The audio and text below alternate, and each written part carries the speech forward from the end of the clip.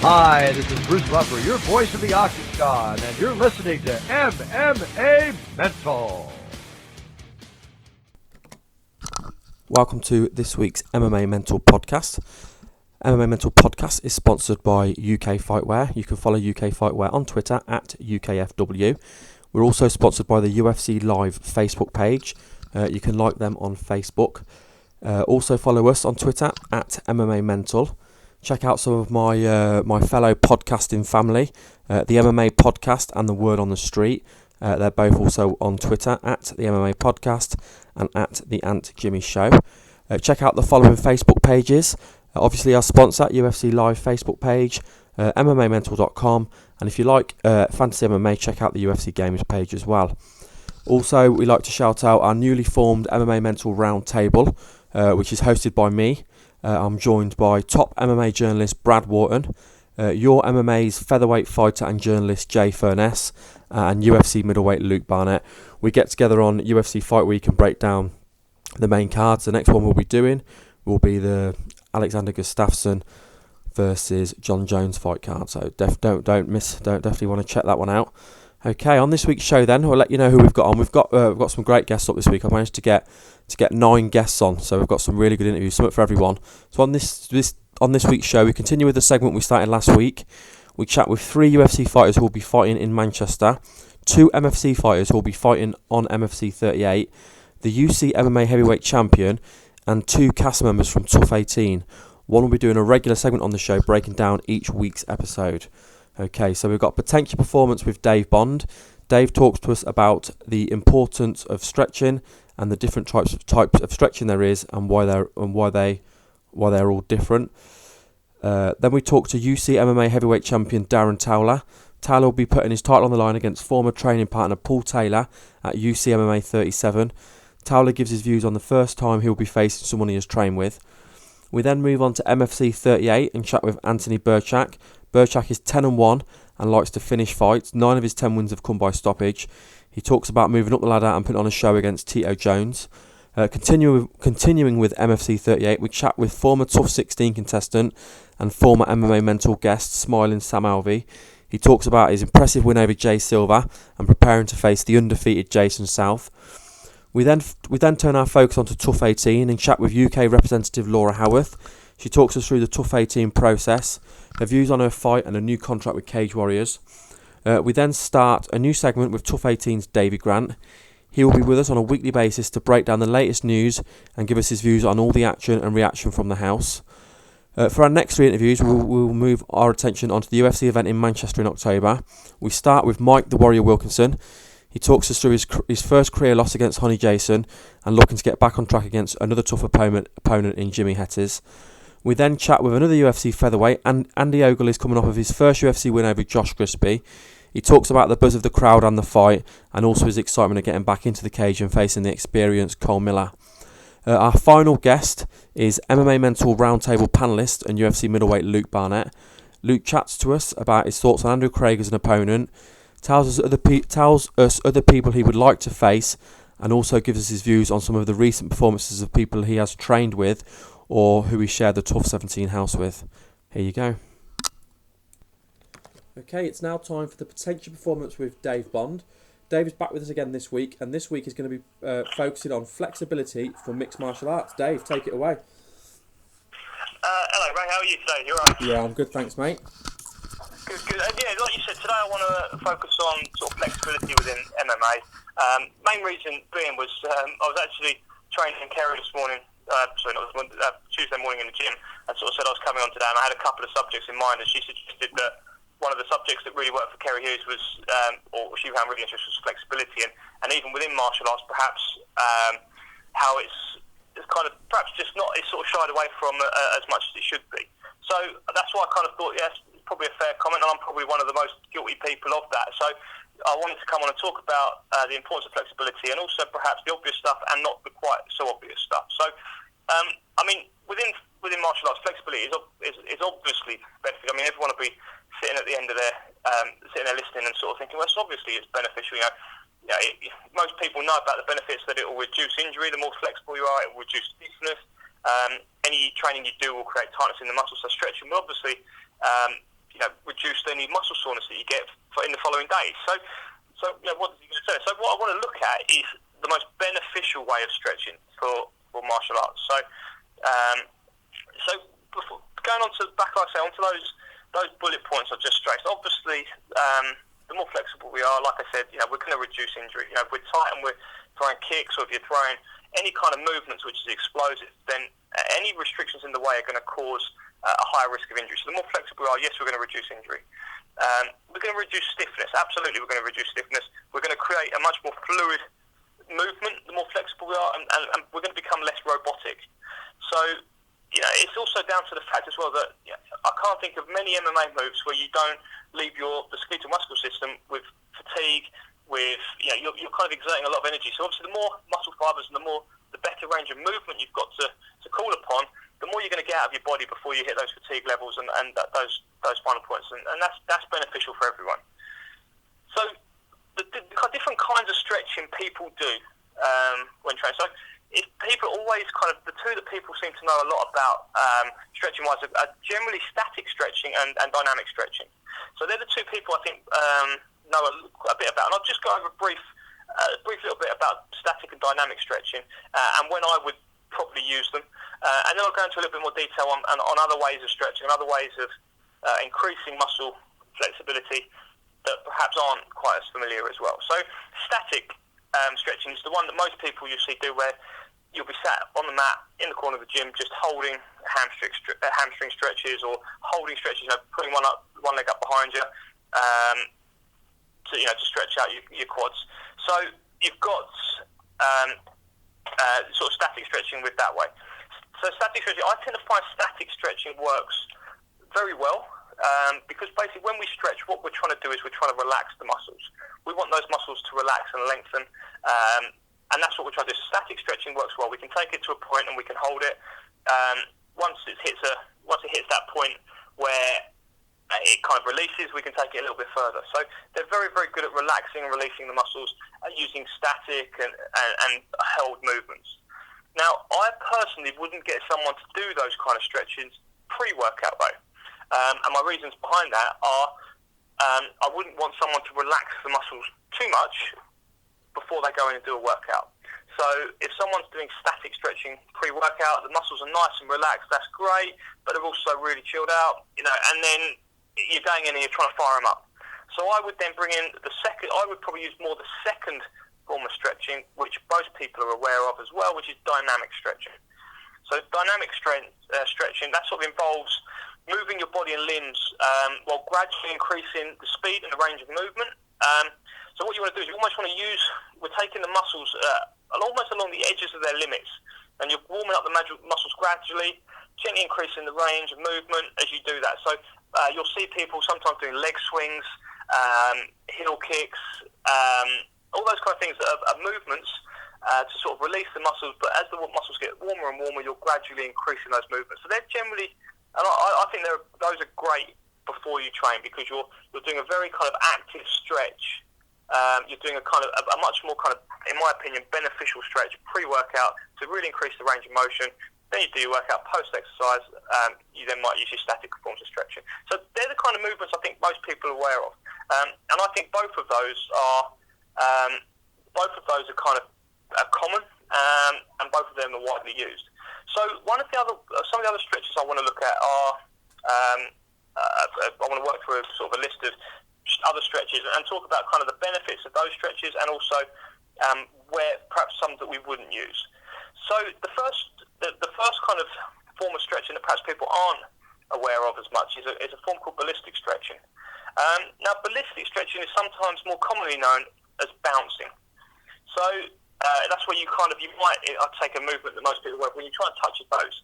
So you're stood with stiff legs, you're leaning forward, you're trying to touch your toes, you can't quite get there, so you create a little bounce to try and use the momentum of that movement to increase that movement that we have, increase the length of the muscles. In principle, sounds good, right? I'm just using a bit of momentum just to increase that, but realistically, I've kind of found that's kind of sometimes almost been detrimental to what I'm trying to achieve, because what you're not allowing the body to do is you're not allowing those muscles to relax, you're not taking anything gradually, and actually what you can do is pull muscles. it's actually kind of also been shown to sometimes decrease flexibility because it's not allowing your muscles to stretch or relax into that stretch position. So ballistic stretching is almost a bouncing. Commonly used, possibly not. Some people will use it a lot. Not a stretch I use generally at all. I like to be in a lot more control than perhaps kind of bouncing a stretch. So first new one is the ballistic stretching. I want to look at passive stretching as well.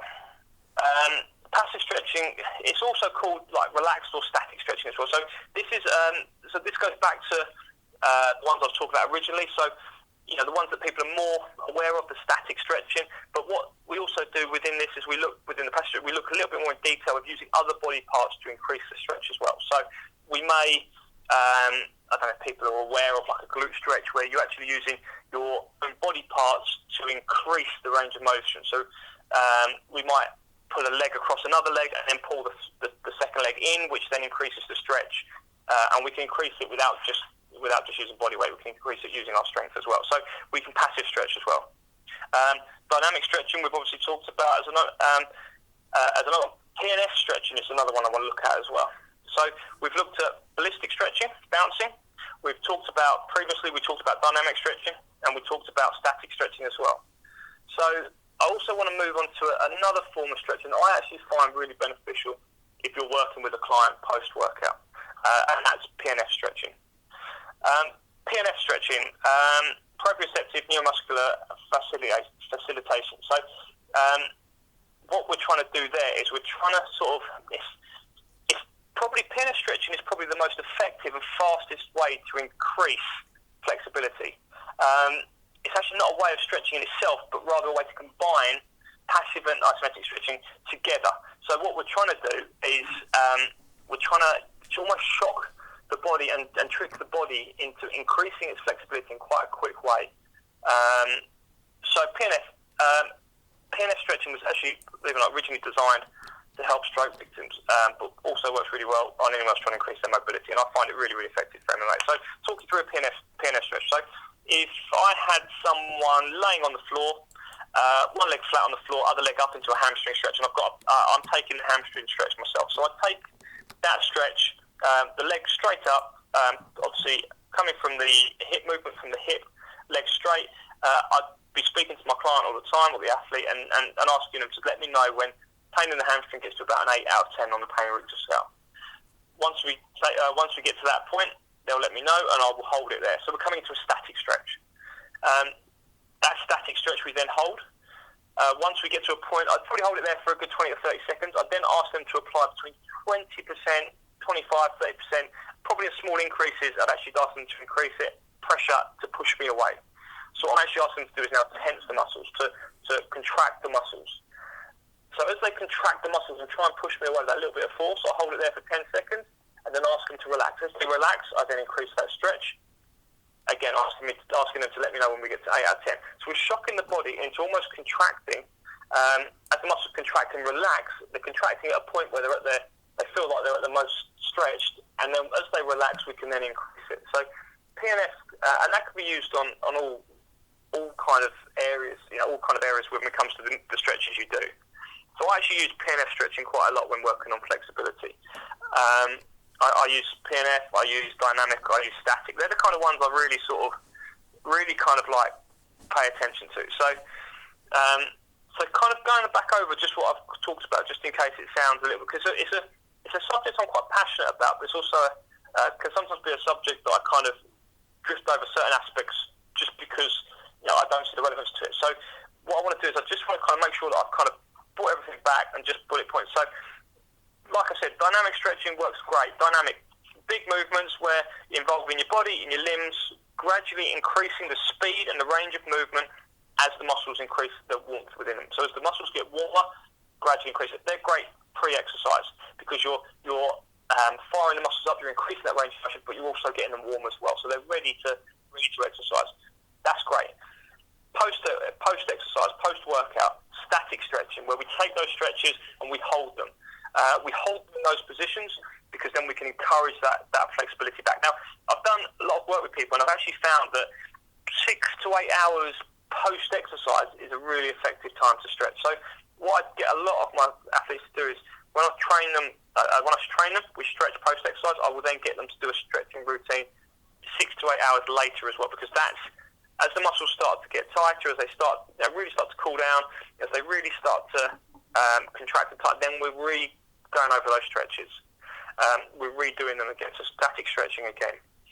Then if we're doing, we've got PNF stretching as well. So if we're doing a specific stretching program in the gym, or if we're doing, even post-workout, even whatever it may be, if we're working on specific niggles or whatever it may be, we can include the PNF stretching, which is almost what we call the hold relax stretch. So we'll hold it under tension and then we'll relax and increase that stretch further. So PNF, really, really effective.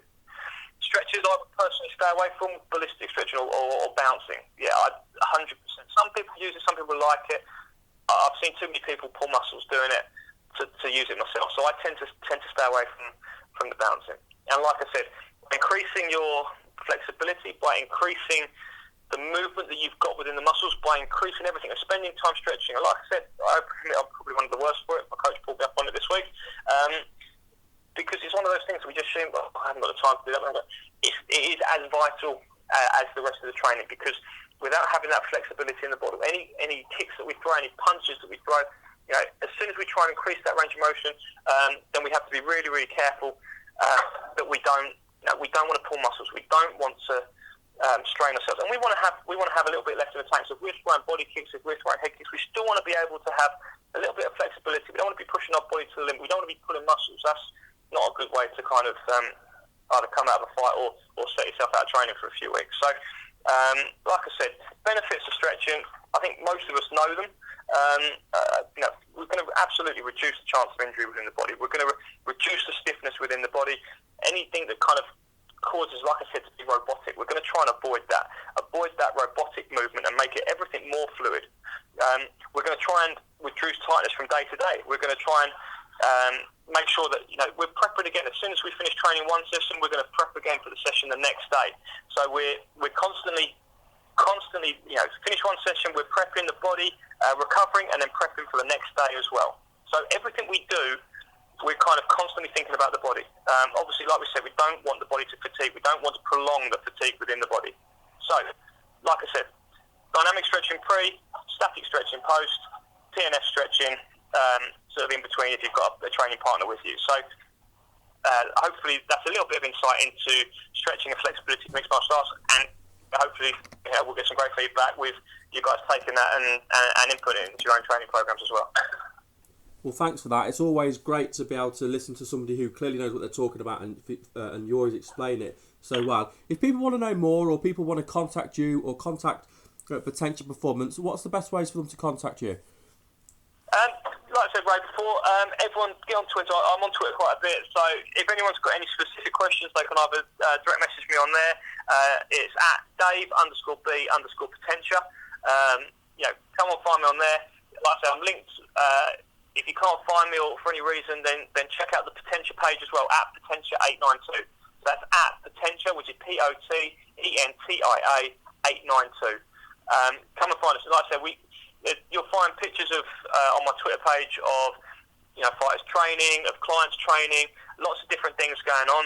So get onto Twitter, check me out. If not, failing that, give me an email, dave@potentiaperformance.co.uk. That's dave@potentiaperformance.co.uk. And we work, like I said to you before, Ray, we work with people in the UK, we work with people abroad. We get on Skype quite a lot. So absolutely, give us a shout, and we can always help people out. And we've got, like I keep saying, we've got a great range of experts down at the centre. I don't pretend to know anything by any stretch of the imagination, but I don't need to, because I've got a team of experts there who I can soon go and pick brains on if I need to. So yeah, absolutely, get on and follow us. Thanks for that, Dave, and we look forward to getting you back on again next week. I look forward to it, mate. See you then.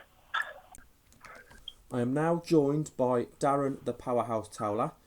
Darren has got a huge fight coming up on November 30th, UCMMA 37. He'll be defending his heavyweight title against Paul the Titan Taylor. Darren, thank you for joining me today. Yeah, it's my pleasure. Thank you for having us on the show. My pleasure.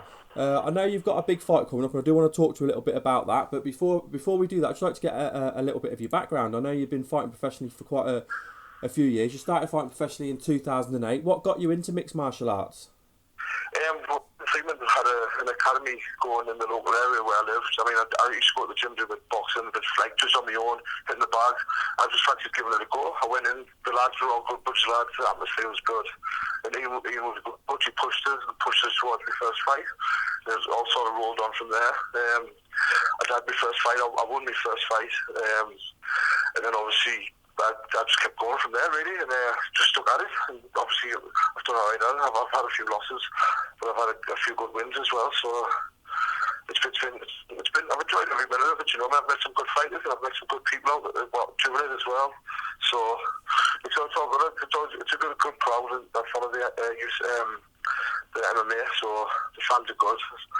So basically, stuck at it. Yeah, I mean, you've built up a really good reputation for yourself. You've certainly made a name for yourself as one of the top heavyweights on the UK scene, and we've seen you do really, really well, of course, in UC MMA. You've had lots of big wins in UC MMA, and of course, you're now the champion. What are some of your personal highlights from your career so far? Obviously, my biggest highlight was winning the UC MMA British title against, obviously, a rematch against Ben Smith as well. It was a top bloke. I mean, it was a good rematch. It was a good fight. And then obviously defending the title against Damon Lake, who was another good bloke, and become good friends with both of them. That was probably the biggest highlight in me, Craig. So it was my first title I'd won. And obviously, it's a good show to be fighting on. It's always an honour to be on there. And the crowd are always good. So, I mean, every fight I've won, every fight I've had, the crowd's always been good. And I've enjoyed it, really. So, obviously, the winning's better than the losing, but you got to take the rough with the smooth, I guess. Yeah, I mean, I imagine you get extreme highs and you get extreme lows. What was it like fighting for a title? Because UCMMA is one of the more well-known promotions in the UK. Of course, they've got the history there with Cage Rage, and sometimes their cards are televised or they're streamed live on the internet. What was it like fighting for a title on the under the UCMMA banner? What was it like fighting on the UCMA? I mean, I've never fought on BAMA, obviously. No, sorry, I meant to say banner, not BAMA. But what was it like fighting under the UC MMA banner? Oh, right. Oh, well, yeah, I mean, it was good. It's a great show. I mean, the first fight I fought on there was against Ben Smith, and obviously it was quite overwhelming walking out in such a massive crowd. When I fought back on there for the belts, obviously I beat Thomas Savinsky. So I was quite settled on there. I feel quite relaxed there. I feel like it's like quite at home when I walk out there. I don't get as nervous as say if I do on like a new promotion. I mean, Dave O'Donnell's great as well. He looks after all the fighters. The fighters always track well. So I mean, it makes it really, really easy when you're looked after so well by such a good promotion. I mean, the fans are great as well. The atmosphere is electric when you walk out there. So I mean, that gives you a real good buzz. And obviously, when I fought for the title on there. It was a rematch against Ben Smith, so there was a little bit of pressure, but obviously after I won it was all uphill from there. It was brilliant. Now you've had a couple of big fights this year, and of course your most recent fight was at UCFC. You faced Colin Robinson, and in preparation for that fight, you were training with Ian the Machine Freeman, who made a big comeback and faced Gustavo Rodriguez. I was also training down at TSG with Danny Bazzotta and Stav Economou, obviously Walter Kazari. So I mean, I trained between the two gyms, Yeah. So what was it like? I was going to ask you, what was it like training with Ian in the build-up, because it was such a big comeback fight for him as well. Yeah, I mean, it was quite intense. I mean, Ian trained hard and pushed himself hard. Obviously, he had when Rodriguez was a big fight, and obviously a big comeback fight for me. I mean, he trained hard for it. He looked good in it as well. So, I mean, yeah, it was good. It's good to train with him. I mean, I'm training with him for this fight as well. He pushes you hard, and he's just a good bloke, isn't he? So, he's the one that got us into it from the start. So, yeah, it's good to train with him. He trains hard. Hits hard as well. Yeah, I can imagine. I saw that the leg kicks looked devastating. What was it like fighting under the UCFC banner? Because there was quite a lot of controversy about UCFC in the summer.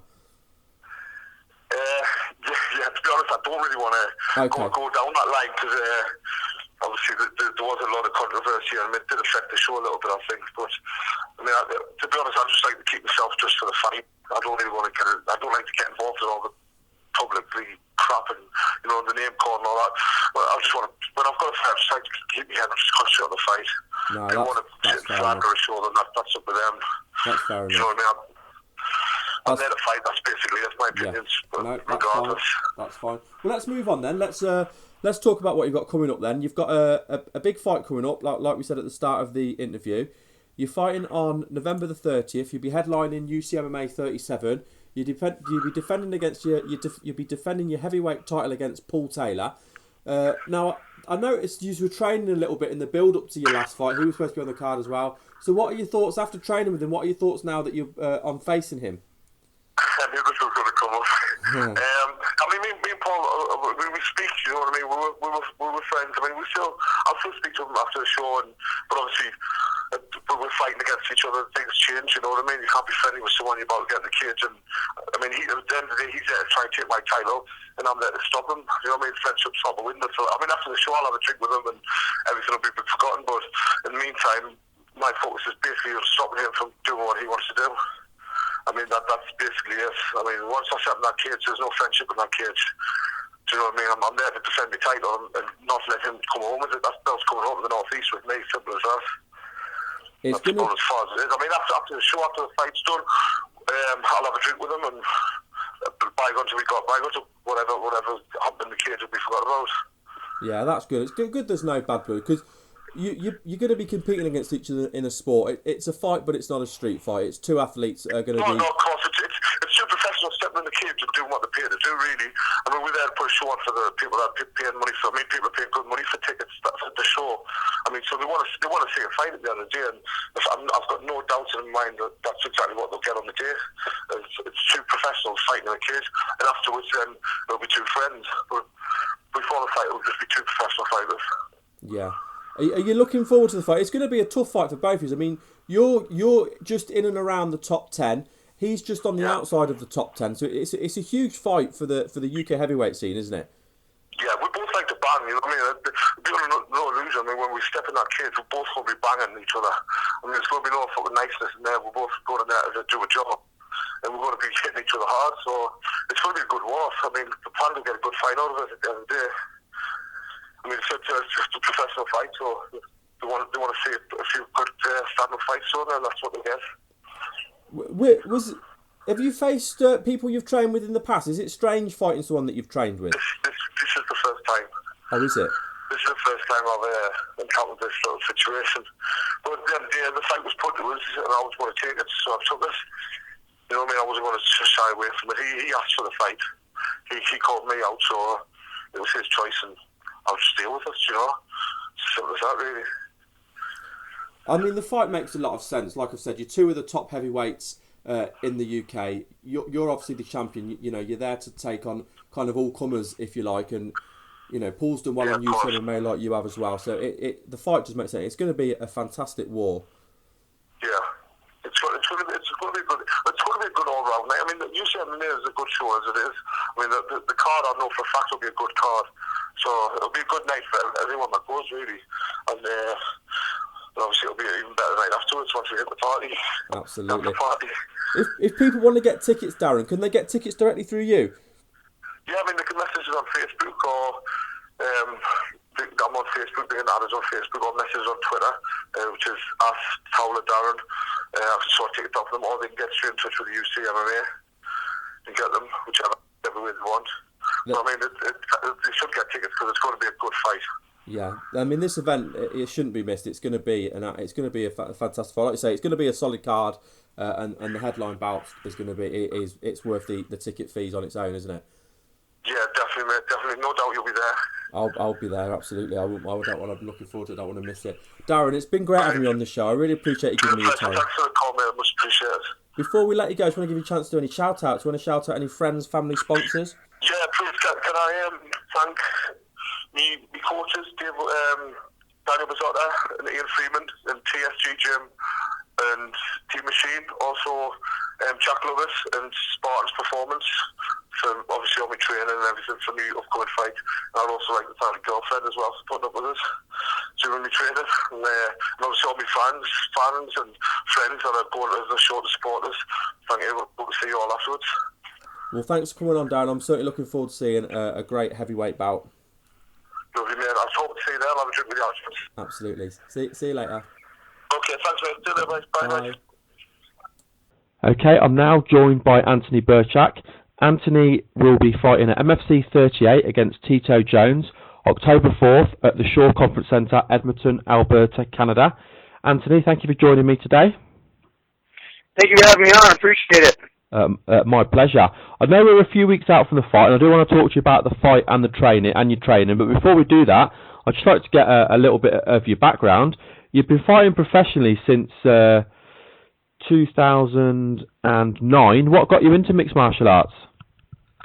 Well, I've been a lifelong wrestler. You know, I've been wrestling since I was like 4 or 5 years old. That carried me on into high school and then later on into college. Well, while I was at college, I met guys like Efren Escudero, Jamie Varner, Drew Fickett, James Terry, a lot of the guys that, ended up doing big things in the MMA world. And me and Efren were the ones that had more time together in college. We were both at Pima Community College here in Tucson, Arizona, and we both got signed by Grand Canyon University in Phoenix, Arizona. While we were there, he got the call to get on the Ultimate Fighter show, and my major in college was for visual communication and graphic design, so I did all of his video production and stuff for his submission tape to go to the UFC. Around that time, I started getting burnt out with wrestling, and I was kind of looking for new avenues to stay, continue to stay active as a competitor. And MMA was kind of, on the rise. So when I came back home to Tucson, Drew Fickett kind of took me under his wing, and we started turning my style from, just being a wrestler to more of a submission wrestler.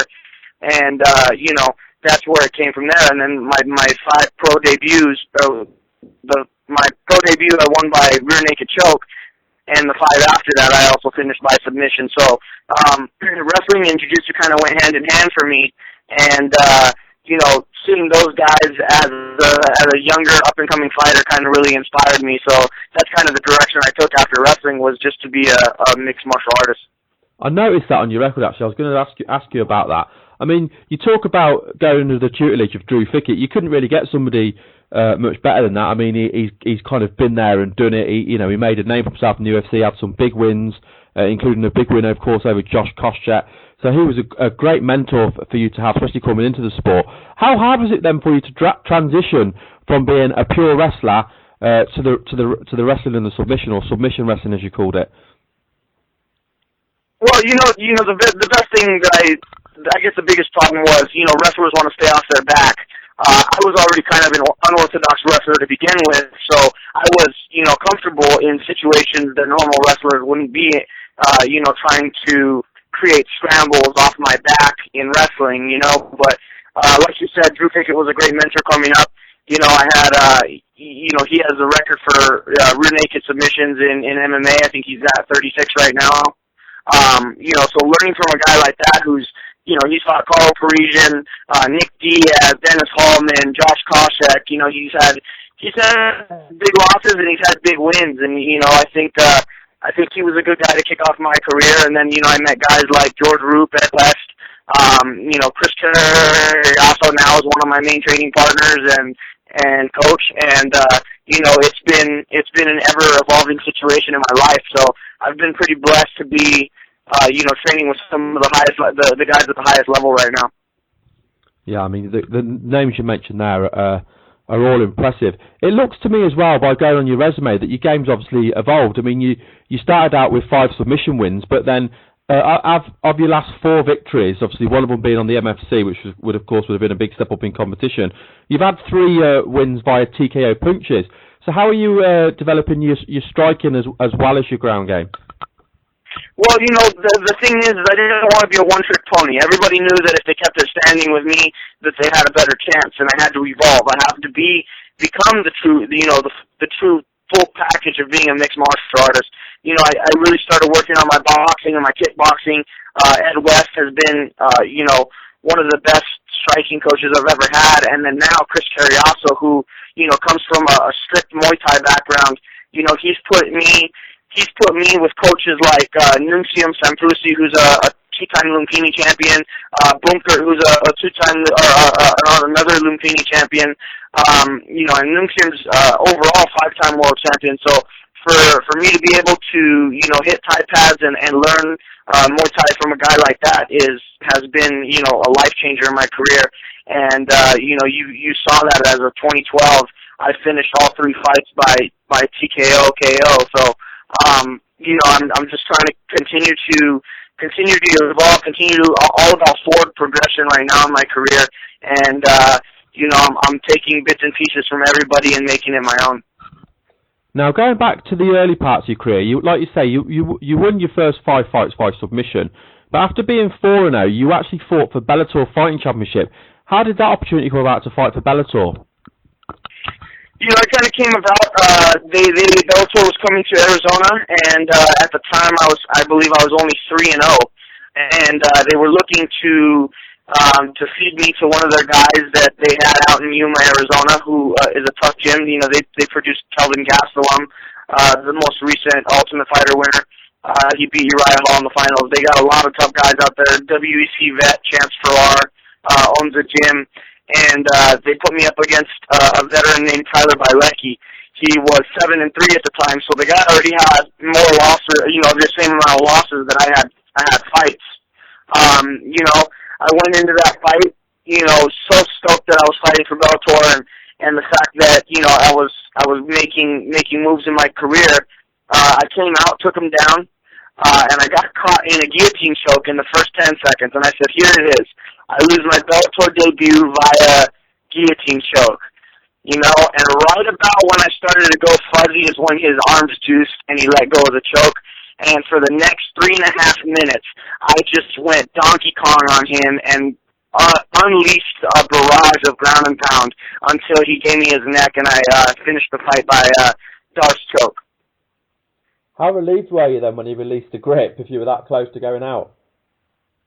Sorry, say that again, I couldn't hear you. Sorry, how relieved were you when he released the grip if you were that close to going out? Oh yeah, I was like, here's my chance, you know what I mean? Now it's time for me to put on my skill set, and I always liked watching Tito Ortiz and his ground and pound set, and that's something that I you see the pictures from that event, and you can see that I was landing hammer fist after hammer fist, elbow after elbow, and I lumped him up pretty bad, so I was so relieved, knowing that my patience and kind of the keeping a cool head. Cooler heads prevail. So as soon as I kept my patience and stuff, he let go, and I was able to move on to a big win in my career. Fantastic. So I suppose the next question for me really is, did they contact you again about fighting for the promotion again? You know what? No, for whatever reason, they weren't interested. At the time, Ed West was one of their tournament finalists, and I just kind of assumed that they wouldn't want to have 2 fighters out of the same gym fighting in a tournament, and it wasn't really a big deal to me. I was just excited to fight to further the promotion and kind of put that feather in my cap. So, but Bjorn Rebney told Ed and my coach at the time that he really liked, the aggression that he saw from me and the patience, and that I was able to come back and finish the fight. So, I mean, they know who I am, and that's how, but. At that point in time, it wasn't super important to me to be fighting for that organization. That's fair enough. I mean, that's obviously got your name out there, like you say. They know who you are, and you've grown from there. You're now 10-1, or going back to being 9-1, and you got the call up to MFC. How did that come about? Well, at the end of 2012, we had traveled out to fight at Jackson's MMA series in Albuquerque, New Mexico. And the fight was against a very, very fighter named Matt Leva. And at the time, his 2 losses were to the same guy. And the thing was Matt Leva was Greg Jackson's #1 unsigned 135er. So I considered myself the #1 unsigned fighter in the Southwest. So by me going out there, I really made a loud statement by knocking out his main guy in 1:35. And that going into that fight, was super hostile. Albuquerque fight fans are some of the most supportive of their fighters anywhere in the world. Brazil, Canada, Albuquerque, Southwest fight fans are intense. To be able to go out there and to be able to do that and make that statement, we were hoping that, my phone was going to ring from somebody, and time kind of came and went, and we had been in talks previously with Mark Pavlich, and we didn't know if for sure they were going to bring on the bantamweight division, and, he contacted my manager on Twitter and said, hey, you manage that kid on Twitter. She was like, what kid on Twitter? He's like, the kid that doesn't shut up and has like 13,000 tweets. So he kind of got a laugh out of it, and then she goes, yeah, I manage that kid. And he goes, okay, well, I need him. We're going to start this bantamweight division. We're going to kick it off right, and I'm looking for guys that finish fights. I'm looking for guys with big records, not some of these guys that try to outpoint box and, win a razor-thin decision. And that was it. At the time, I was the guy that finished fights. I'm still that guy. Unfortunately, I came out at MSG 37, and I didn't get to finish my fight, but I put on a spectacular show, and I hope everybody that watched MSG 37, found a fan in me. To be honest with you, your record speaks for yourself. Out of 10 wins, you've got 8 stoppages, and sometimes the only criticism the lighter fights get, and I don't do it because I love the fights from the lighter fights, the heavyweight fights, is the lack of finishes. You got the high tempo, not the finishes. Well, that's certainly not the case with you. With 8 out of 10, that's an 80% finish rate. That's up there, with the highest, even with the big hitters in the heavyweight division. Really, 80%. Yeah, and that's something that I pride myself on. Is they say, little guys can't finish fights, and that's not the case. I pride myself on being able to do that. I'm always ready for a 15 or 25-minute war. But the thing is I go in. I got my strategy. My game is down to a science right now. I don't ever go into a fight looking for a finish. I just go into a fight looking to what I do best, and the finish presents itself. So it's been, it's been a very good, I guess a very good thing that I have finished the fights. That's a way to pull fans on board for you. You know what I mean? They don't want to see somebody that is dancing around and trying to outpoint here and there, but for me to be able to finish fights at this weight is a huge thing, I think. I agree. I'm a fan before I do anything, and I certainly want to see, even if a fight's not finished, you want to see the person trying to finish the fight. As long as they've tried to finish that fight, you go away happy. Now, obviously, next up then, MFC 38, you're facing Tito Jones. This is actually going to be his debut for MFC. What do you know about Tito? Well, I actually had the privilege of watching Tito fight live here in Arizona a year ago, September. So, I know he's been on a long layoff. I've been active this whole time. When I saw him, I saw that he had very good footwork. He covered a lot of distance just with his footwork. The fight that I saw, he did a lot of running and not a lot of coming forward. So, when I saw and I studied that fight, he uses a lot of very precision counter-striking, and he's a tricky little southpaw. But, the thing is I know he's fought, top competition like myself. He's fought George Roop, he's fought Balquash, Sean Santella. But the thing is he's never fought Anthony Burchak. He's never fought someone as aggressive as me, someone that comes forward and someone that's always, staying in his face. That's the thing is, the analogy that I love is, gazelles are faster than lions all the time, but the lion always catches the gazelle eventually. Looking at the records, your record, like you say, he's faced some tough competition, but your record is clearly better than Tito Jones's record. Okay, we're about 3 or 4 weeks out from the event. We're getting quite close now. If people are umming and ahhing about getting tickets, why should they get tickets to come and watch Anthony Burchak versus Tito Jones?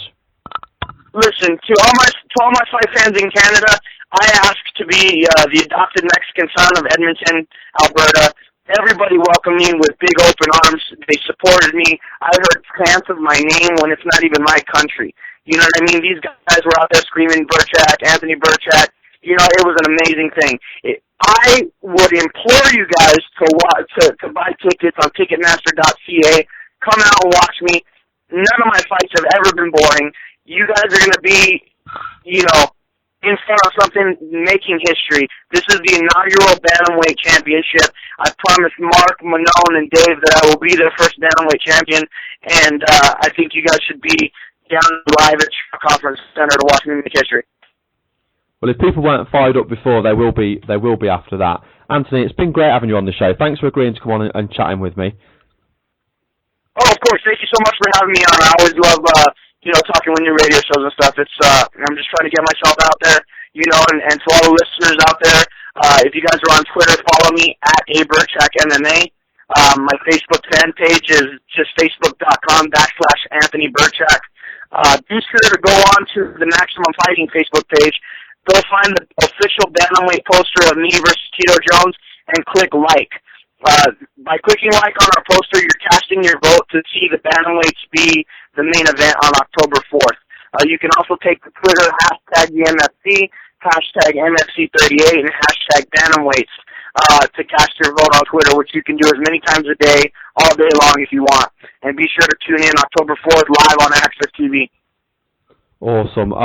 It's going to be it's going to be a great event, but it's certainly going to be a fantastic fight. Before we let you go, I just want to give you a chance to do any shout-outs. You want to shout out any friends, family, sponsors? Oh, yeah, for sure. Contract Killer, the official clothing sponsor of me. Mentum Eyewear, Soapalicious, My Urban Swagger. My Urban Swagger is a company out of Dubai. They're my custom jewelry sponsor. If you guys need any jewelry for anniversaries or special events, please go to mus.ae.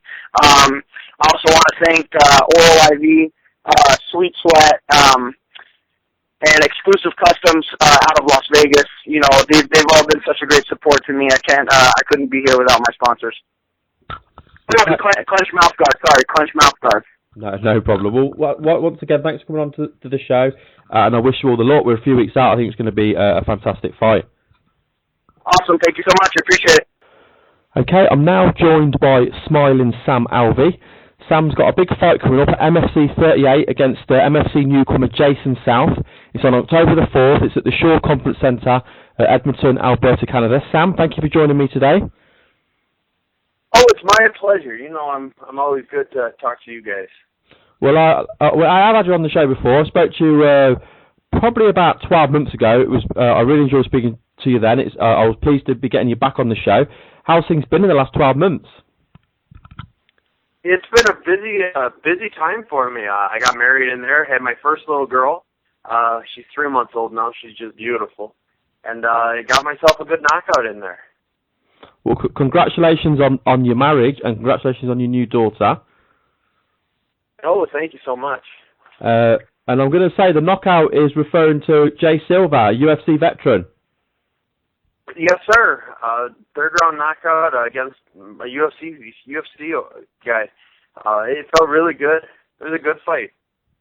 It's always nice when you get put in against somebody who's kind of got that experience and got that background, because it's a way for you to raise your profile. So how big of a win was that for you? It was a big win. He was the first MMA guy, first UFC guy that I've beaten in MMA, and it felt great. The nerves were a little higher because he was, my first real test, and if I can beat UFC people, and I trained with a bunch of them, but he was the first one I've had the chance to beat. And he's a tough guy. I mean, we've seen him go the distance with some really big names in the UFC. So to actually not just to beat him, but to get the stoppage, I think that shows a lot, doesn't it?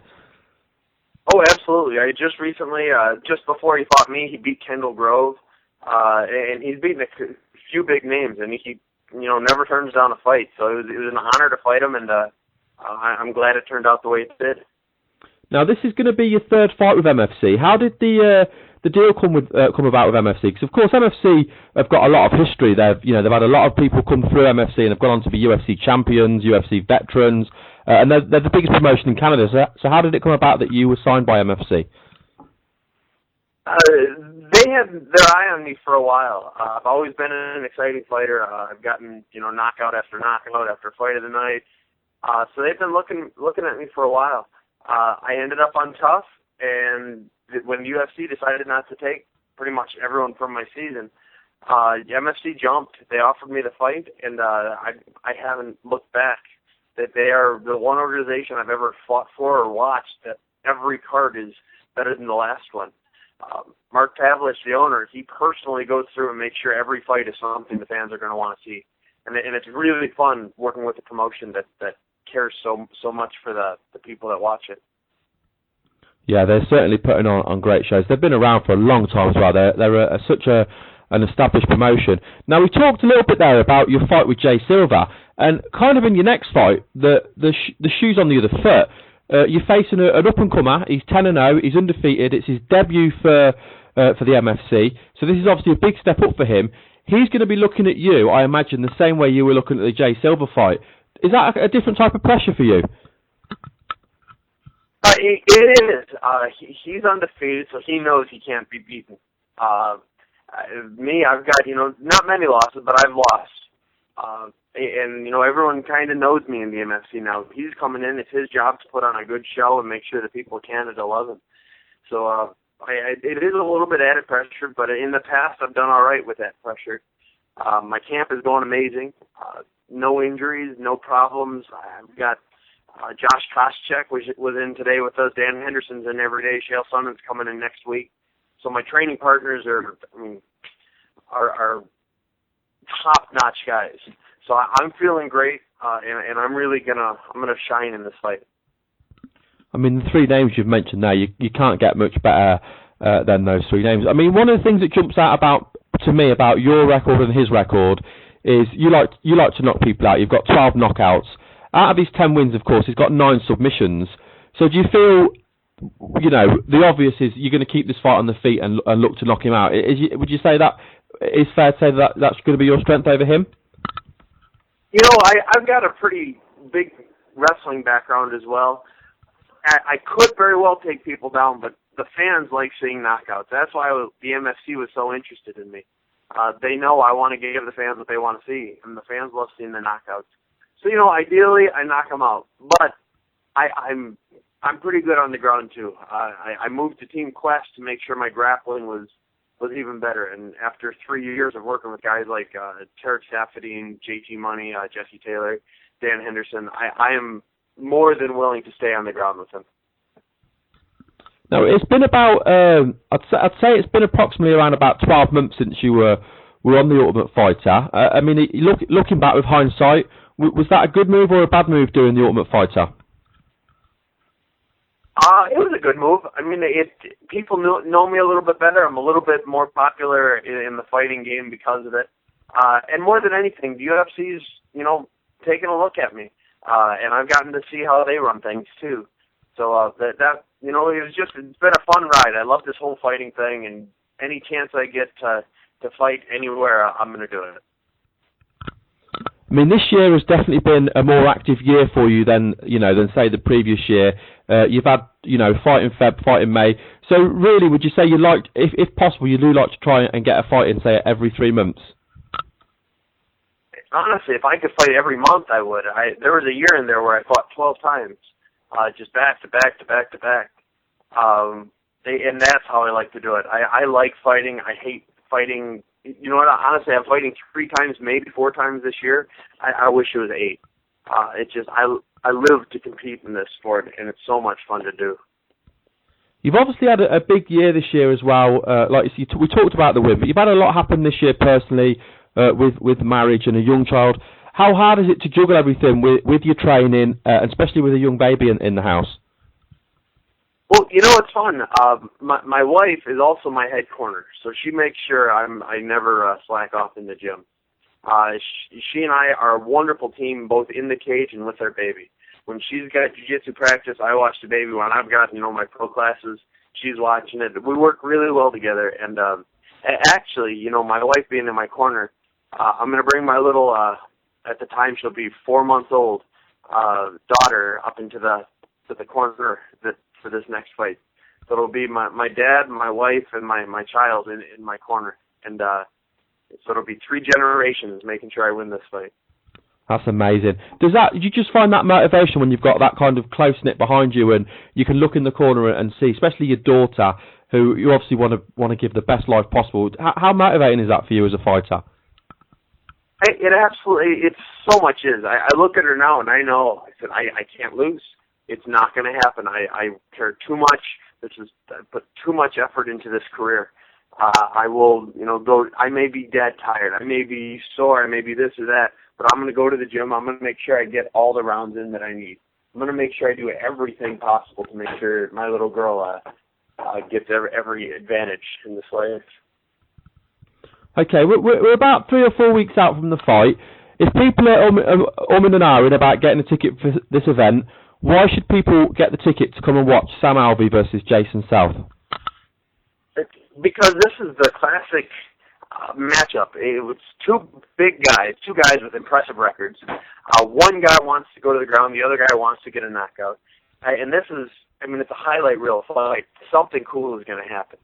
And I try and make every fight I have something cool happen. But this is just going to be, it's going to be above and beyond everyone's expectations. Jason South is a hard worker. He looks strong. He's very talented. And I feel the same way about myself. So it's going to be the main event. It's going to be the best show on the best fight of the year. Sam, it's been great having you back on the show. I love chatting with you before. I was really pleased when I was contacted by MFC about working with them, and that you were the first name they gave me. I was over the moon. So thanks very much for agreeing to come on and having a chat with me. Oh, it's my pleasure. And if anyone out there ever wants to ask me a question, hit me up on Twitter. I'm at SmilingSam, and I do my very best to get back to everyone that talks to me on there. Absolutely, I know you do, because I've interacted with you myself on Twitter as well. Before I let you go then, Sam, I just want to give you a chance to do any shout-outs. Friends, family, sponsors, shout out your Twitter again, and shout out your Facebook as well. Yeah, I got to thank my wife, my head corner. She's just amazing. Couldn't do it without her. My team, I'm with Team Quest. We are the best team in the world. We got Bellator and World Series of Fighting this weekend. So hopefully you guys can turn into that. And got to thank the fans. Without you guys, this wouldn't be worth it. I love hearing you guys cheer, and I do my best to put you on your feet with every fight. Well, I know I'll be on my feet. I'm certainly looking forward to the fight. Sam, thanks for coming back on the show. It's been an absolute pleasure. Oh, thank you for having me back on. We'll talk again. Okay, I'm now joined by Tough 18 contestant Laura Howarth. Laura, thank you very much for joining me today. No problem. Okay, so let's talk a little bit about your Tough 18 experiences. Overall, would you say it was a good or a bad experience? Oh, it was a brilliant experience. I'm really glad I did it and went for it. So, it was really good. What was the process like actually of applying for the last 16 spot?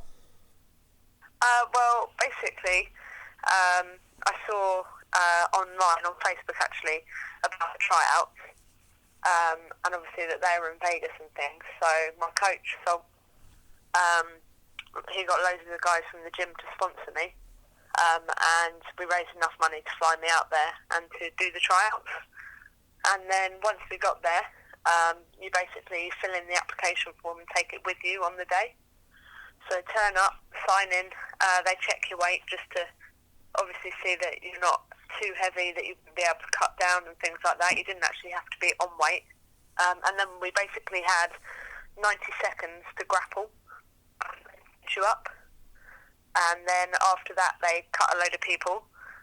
And then we all had to hit pads, and then they cut more people. And then it went to the interview process.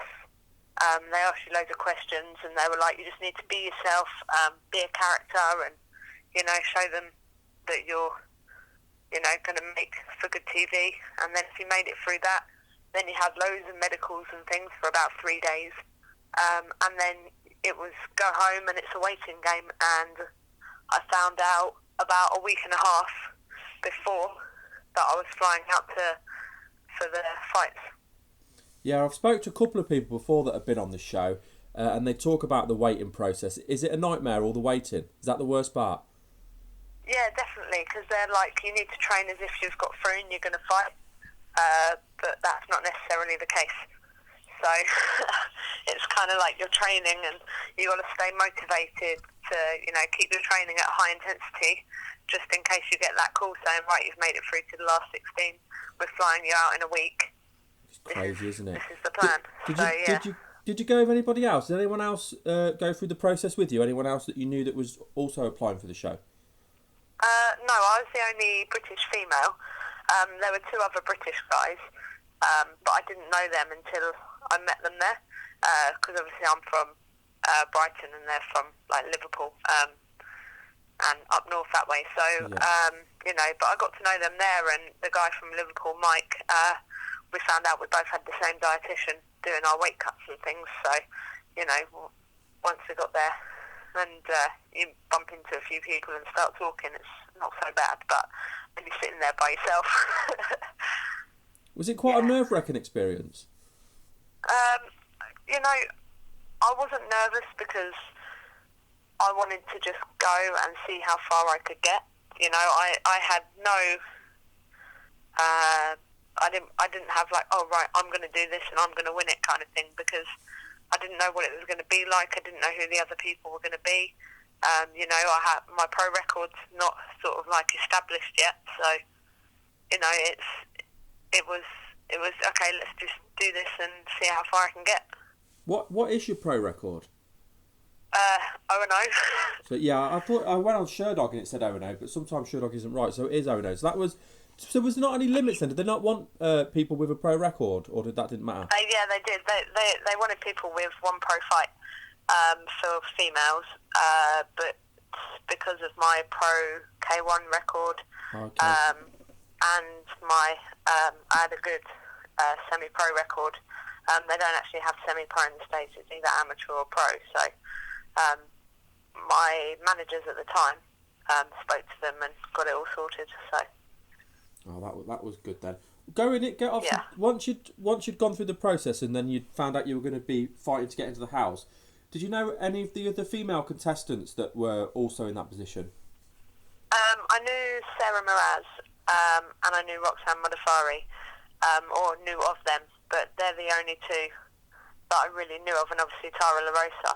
Yeah. But, you know, they're all big names and they've all been around a long time, and, you know, because being British, like, I'm not so aware of the female fight game until sort of Invicta started and things like that.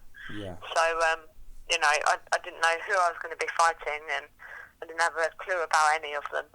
So it was kind of, and you didn't know who you were going to fight until you did the weigh-ins, then you got taken to the UFC training centre, and then they went, right, you're fighting so-and-so, you're fighting so-and-so, and that was it. You had 24 hours before you fought them, but obviously they took away your phones, your laptops, everything, so you couldn't even look them up. No research. Nope.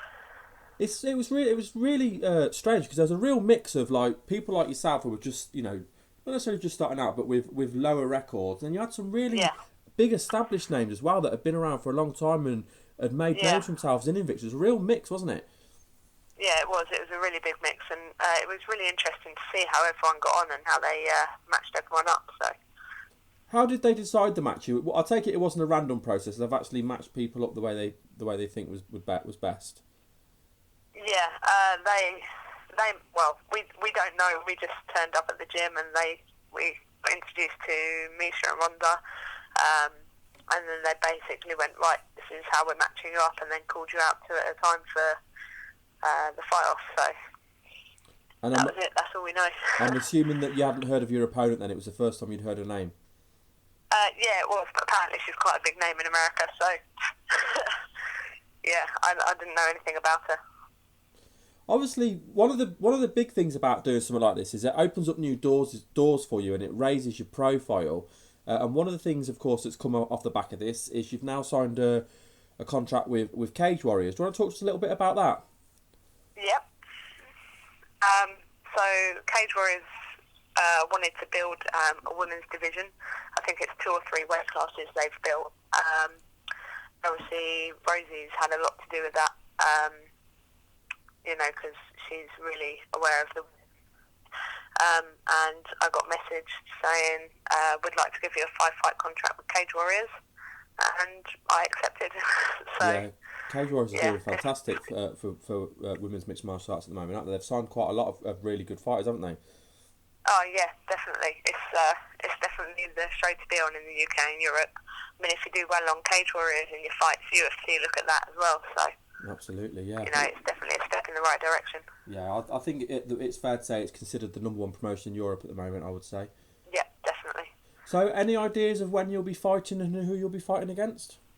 Not 100% sure yet.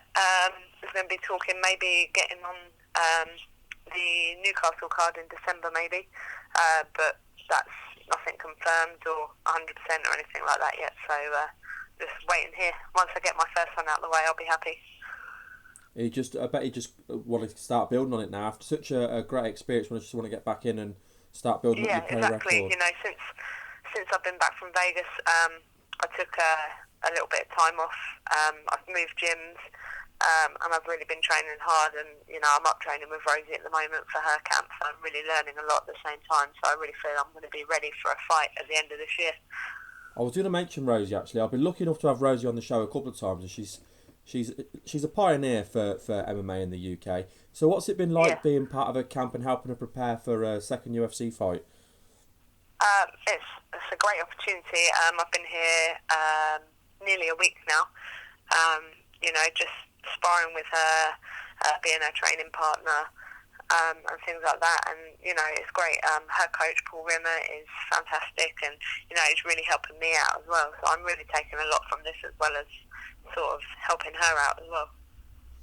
Well, I want to say congratulations for making it onto the show, and congratulations for your Cage Warriors contract. Thanks very much. I can't wait to see you compete in the Cage Warriors cage. It's going to be good. I'm excited. Yeah, it's a great promotion to watch. It's great because it's on TV as well, so it's easy for people to follow, which is good. I obviously wish you all the success with that, but before we let you go, just want to give you a chance to do any shout-outs. Want to shout out any friends, family, sponsors, and let people know about your Facebook and your Twitter as well? Yeah, you can follow me on Twitter at Laura House MMA and my Facebook page, Laura House MMA. Shout out to my coach, Sol Gilbert. You know, he's just opened up a new gym, and I was helping him decorate it and get it all ready 3 weeks before I left. So that's just open now. So good luck to him, and I'll see him soon and check that it's all going well. And looking forward to getting back. Well, thanks very much for giving me your time today. It's been great having you on the show. No problem. Okay, thanks, Laura. Thanks.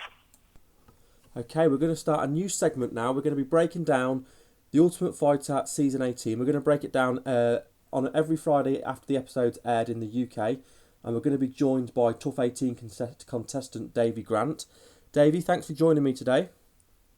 Yeah, no problem, man. My pleasure.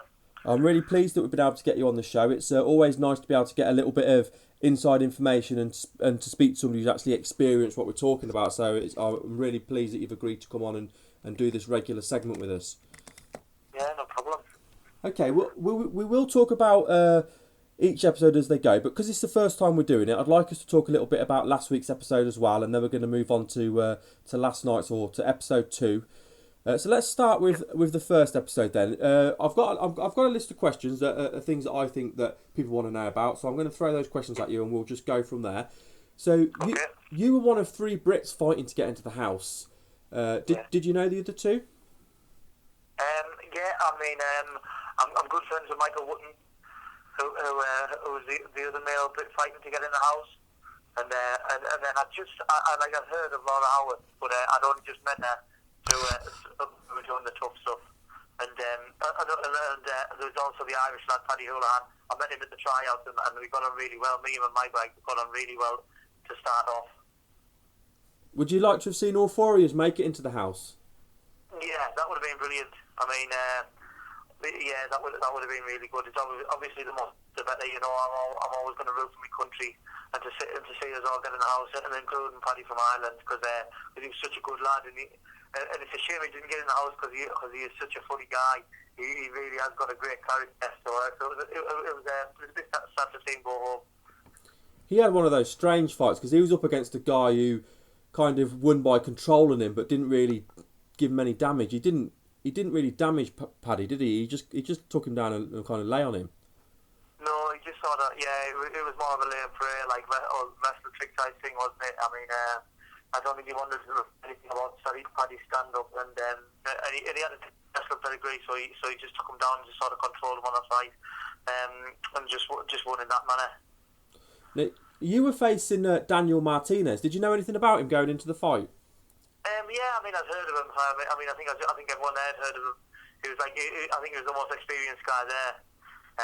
Obviously, he's fought in the WEC and stuff, and he's fought a few lads that got the distance with some top contenders in the UFC at the minute. So yeah, I mean, I definitely knew who he was. But I didn't let it phase us. Do you think a lot of people were surprised? A lot of people at the tryouts were surprised by the result. Do you think people thought that Martinez would win that with his experience?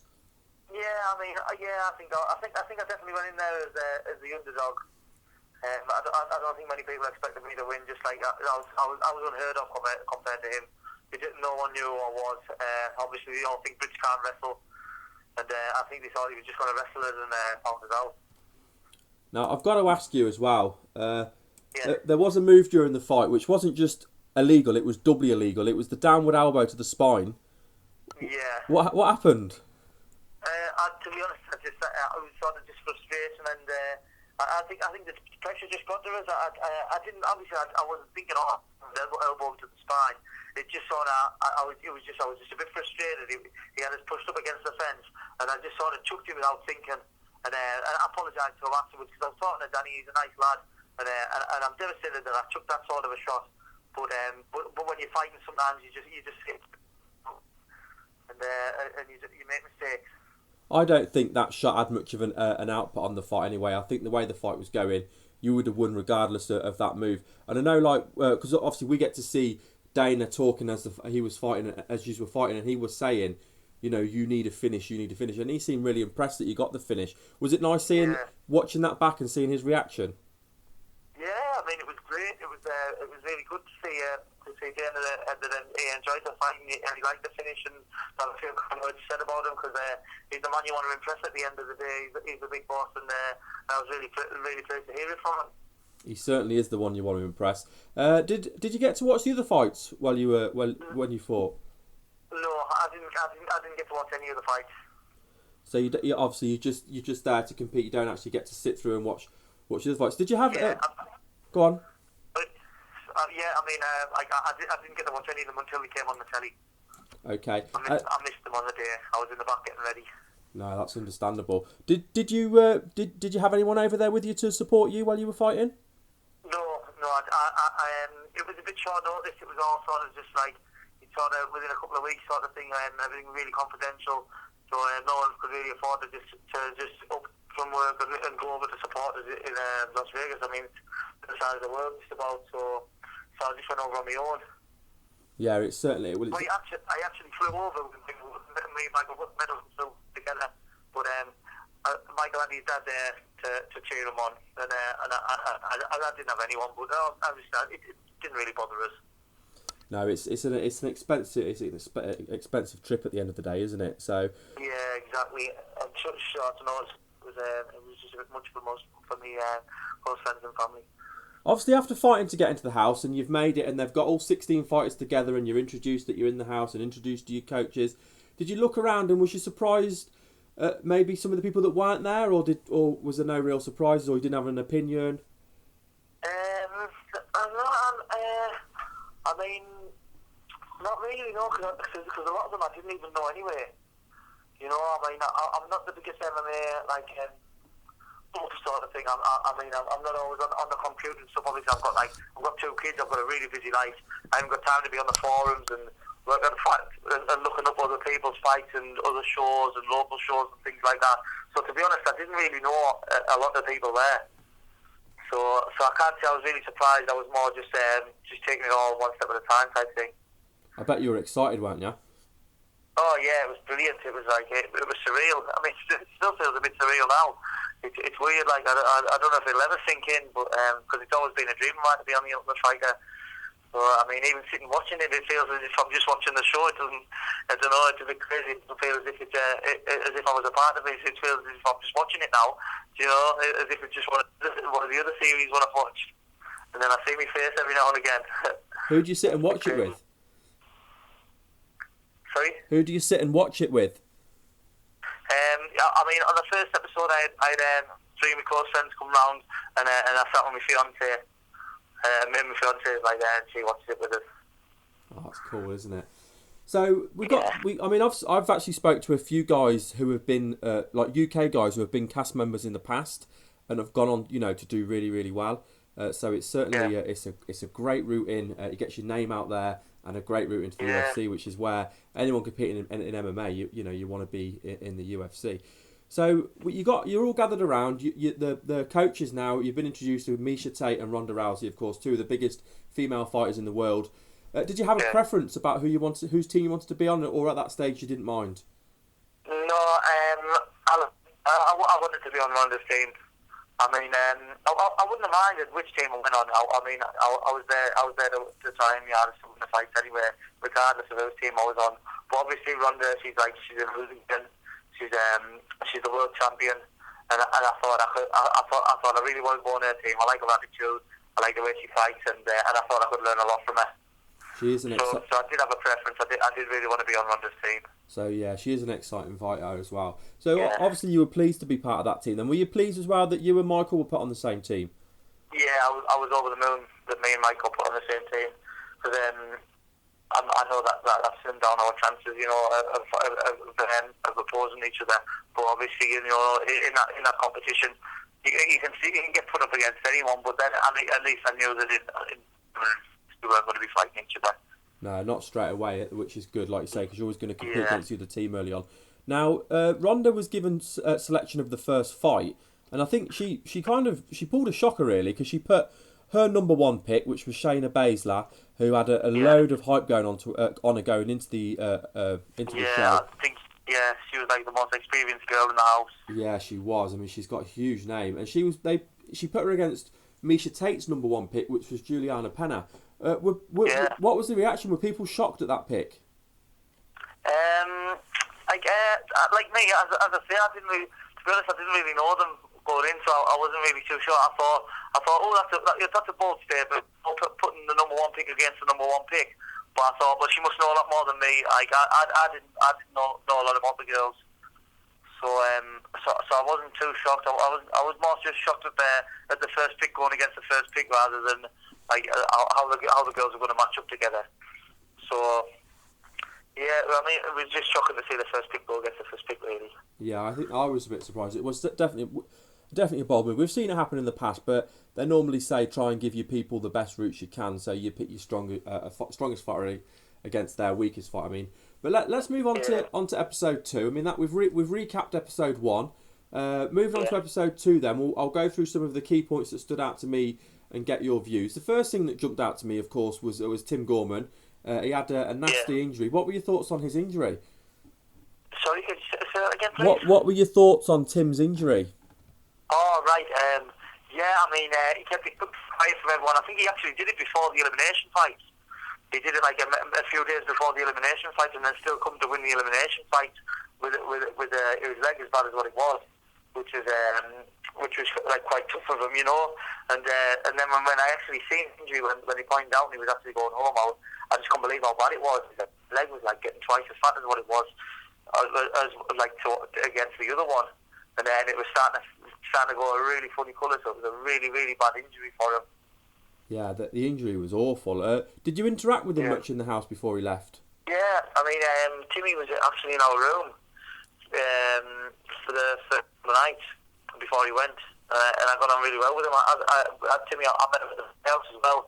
He's like he's a really cool guy. And I had all the time for him. So yeah, I was sad to see him go. I think with the way he portrayed himself, I think he'll probably get a shot in the UFC. He'll get at least one fight, I think, because I think Dana was impressed with his attitude. Well, that's the impression I got anyway watching last night's episode. Now, it might be hard to answer this question because I know you didn't get to see a lot of the fights, but you didn't see the fights. You didn't see the fights until they were on TV. But they brought back Louis Fassetti. Do you think he deserved to come back, or would you rather have seen someone else come back? I mean, I wasn't really forced to come back. I did see his fight. I thought he did really well. He looked really aggressive. So I can understand why that's the person that they wanted to bring back, and they were really confident in the person they were bringing back as well. So I just think that they've made a good decision for him to be a good quality fighter. Okay, so moving on then to talk about the fight. We during the weigh-in, things seemed pretty tense, and Shayna, she looked fired up. And she, what did you think of her putting the Queen of Spades card in her top? Yeah, we knew she was going to do that. Yeah, I thought it was funny. It's just a bit of a harmless joke sort of thing, you know, just with her being the Queen of Spades and stuff. It it was premeditated. We were all laughing about it in the van on the way to the weigh-ins. Do you think it affected Juliana in any way? I don't know. I mean, I wouldn't have thought it would. You know, I don't think she would have let it got there. Now there was, I mean, you've obviously seen the episode now, like I have, so you've probably seen a bit more than what you saw at the house. But there was certainly a lot of talk before the fight about Shayna's experience. Do you think that Rhonda, her coaching team, and Shayna, do you think they all underestimated Juliana? And maybe, yeah. I mean, I don't think. I think that could have been the case. I think she did shock everyone with the way she come out and took the fight to Shayna. But I mean, I don't know. Only Shayna will know that. I suppose if she sort of thought she underestimated her. Could have been the case, but to come out and fight like that, and I think probably just before the game it would probably be, you know, but it's just whatever happens on the day, isn't it? Yeah. Now Shayna talked about Juliana not being a worthy opponent. Watching it as a fan, I thought she came across a little bit arrogant. What did you think to what she was saying? I think she was just confident in her own ability. You know what I mean? She's like she'd had like maybe 4 or 5 times more fights than her, and she maybe she was just really confident with herself, you know. So I mean, you can't knock confidence in this game, and she was a good pal of mine, Shayna, as well. You know, we got on really well now. So yeah, I'd rather not call her arrogant. I just think she was just nice and confident, and good right, because she has got a lot of experience and she's been in there with some of the best of them.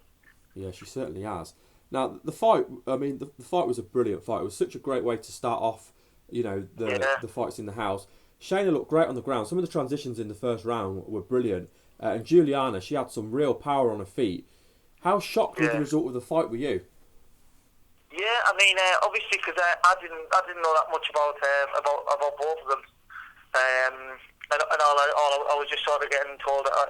Everyone was just saying about how easy this fight was going to be for Shayna. So then when Juliana started pulling it back and doing really well, it was pretty shocking, because I thought I was believed that I really did believe that Shayna was going to go in there and walk it. So it was a bit of a shock to see Juliana fighting like and going back and taking the win.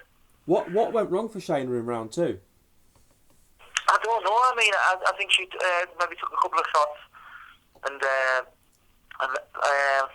I don't know. Maybe Juliana just got to seem to get the best position. It was all downhill from there, really. And yeah, I mean, I think maybe a couple of shots what Shayna got hit with maybe robbed her and sort of took her foot away from her proper senses type thing. It was a brilliant fight. Now, due to the fight, obviously, Misha took control of the picks. Did you think that you might be called out? Yeah, I mean, there was a possibility. I was thinking I could be next. So it was a pretty nerve-wracking time. We were all stood there. We didn't know who was going to be fighting. But we sort of had a feeling that might have been calling Chris Beale out as well, because everyone knew about his injury. Yeah. You know, he had a bad hand. He had a really bad hand on his first fight. He did, didn't he? His hand looked nasty. Yeah, it was. It was pretty big.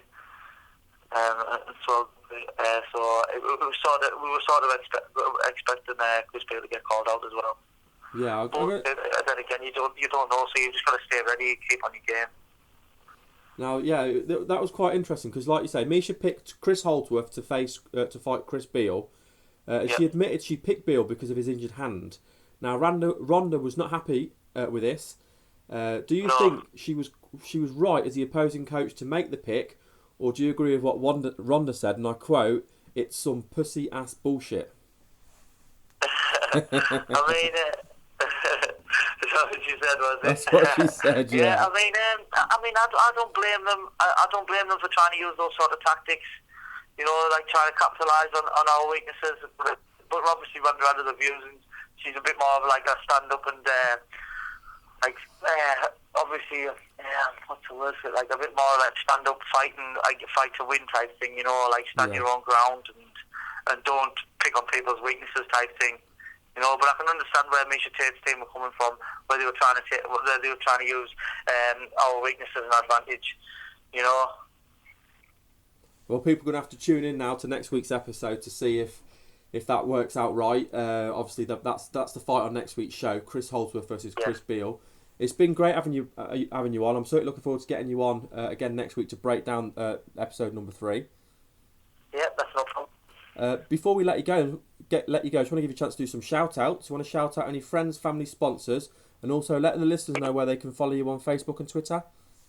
Yeah, I mean, I've got to give me a shout out to my sponsors. So my main sponsor is Jeff Dobson Marquee Hire, and then I've got my protein sponsor, which is Grant's Gym, and then my clothing sponsor, which is Toxic Fightwear, and then I've also got another sponsor, the Biltong Man, who does like beef jerky.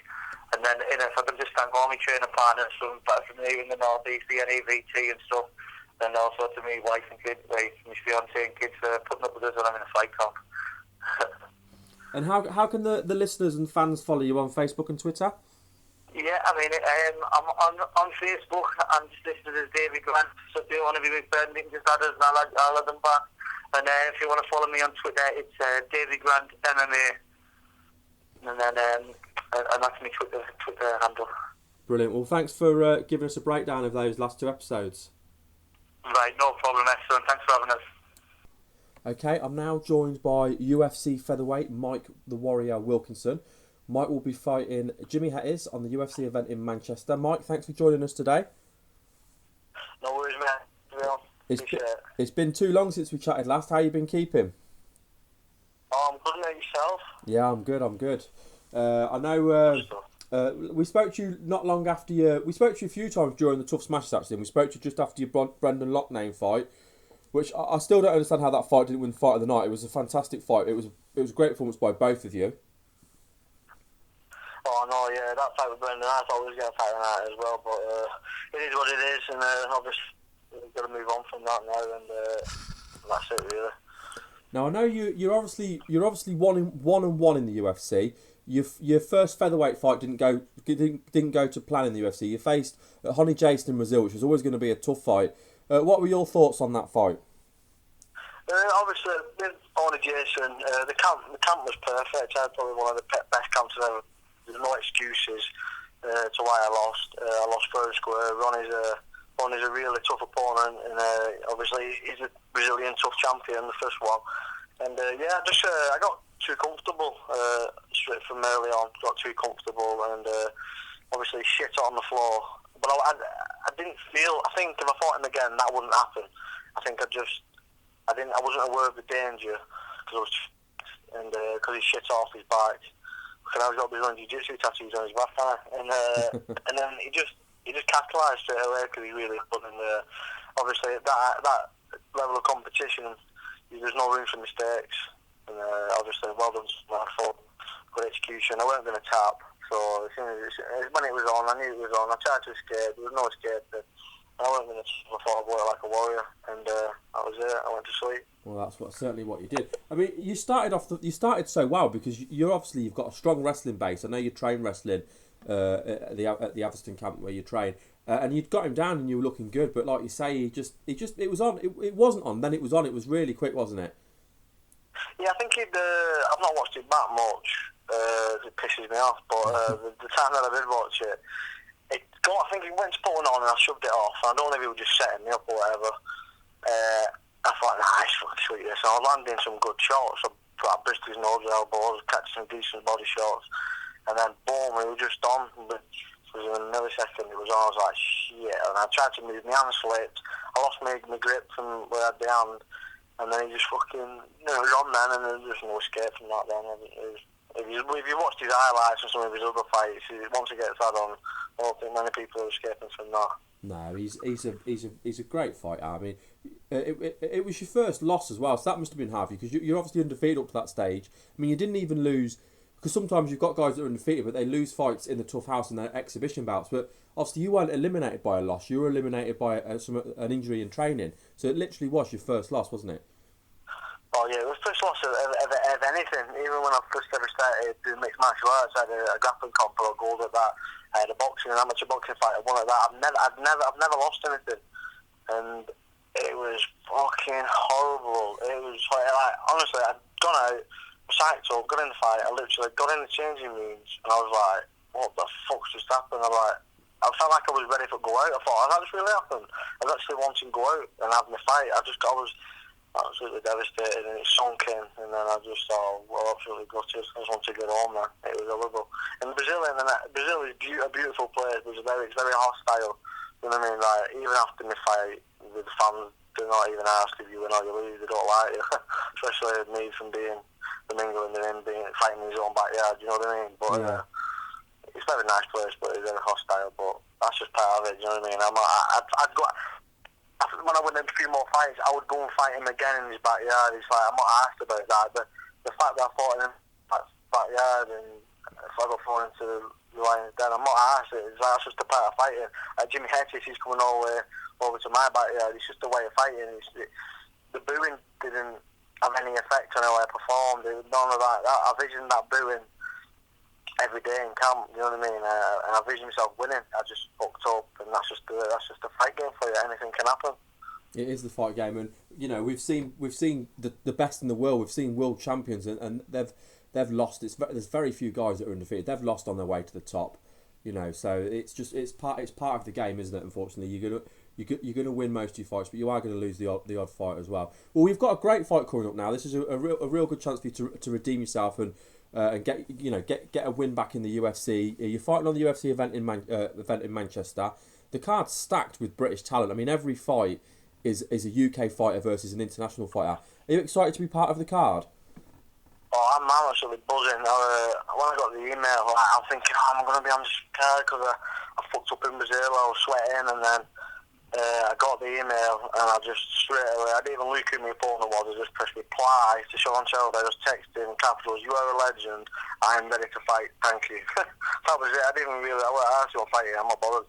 And then, man, I was chuffed a bit.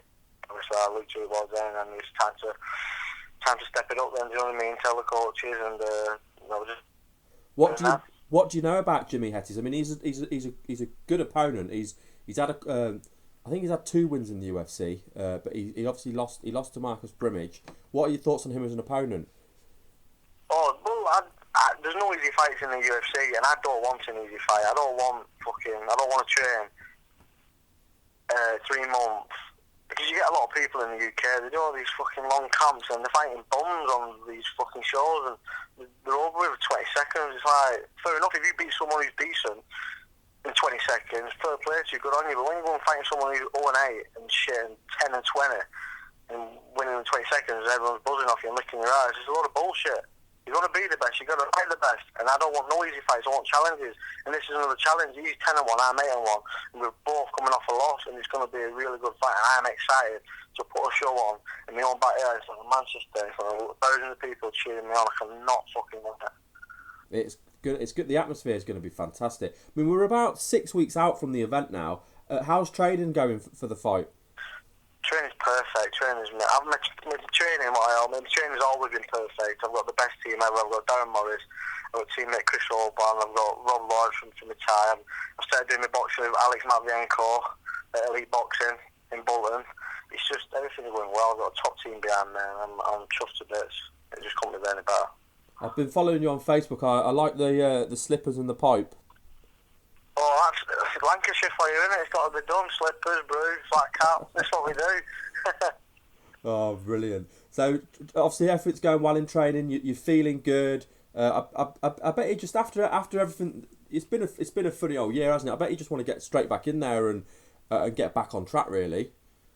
Yeah, like, obviously, I don't feel like I've had a fight since Brendan, because that was I love wars. I know it sounds weird, but all I wanted, I want to be as arsed if I'd have beat Rony up for fucking 14 minutes and he got it on me in the last minute. If I'd just felt like I'd have had that fight, you know. Yeah. So I had a chance to showcase my skills, what I'd done in camp. I didn't have a chance to do that. It just went over too quick, and I will go with. But like I said, that's just the way it is, and from there, I'm past it, and I'm moving on now and on to the next one.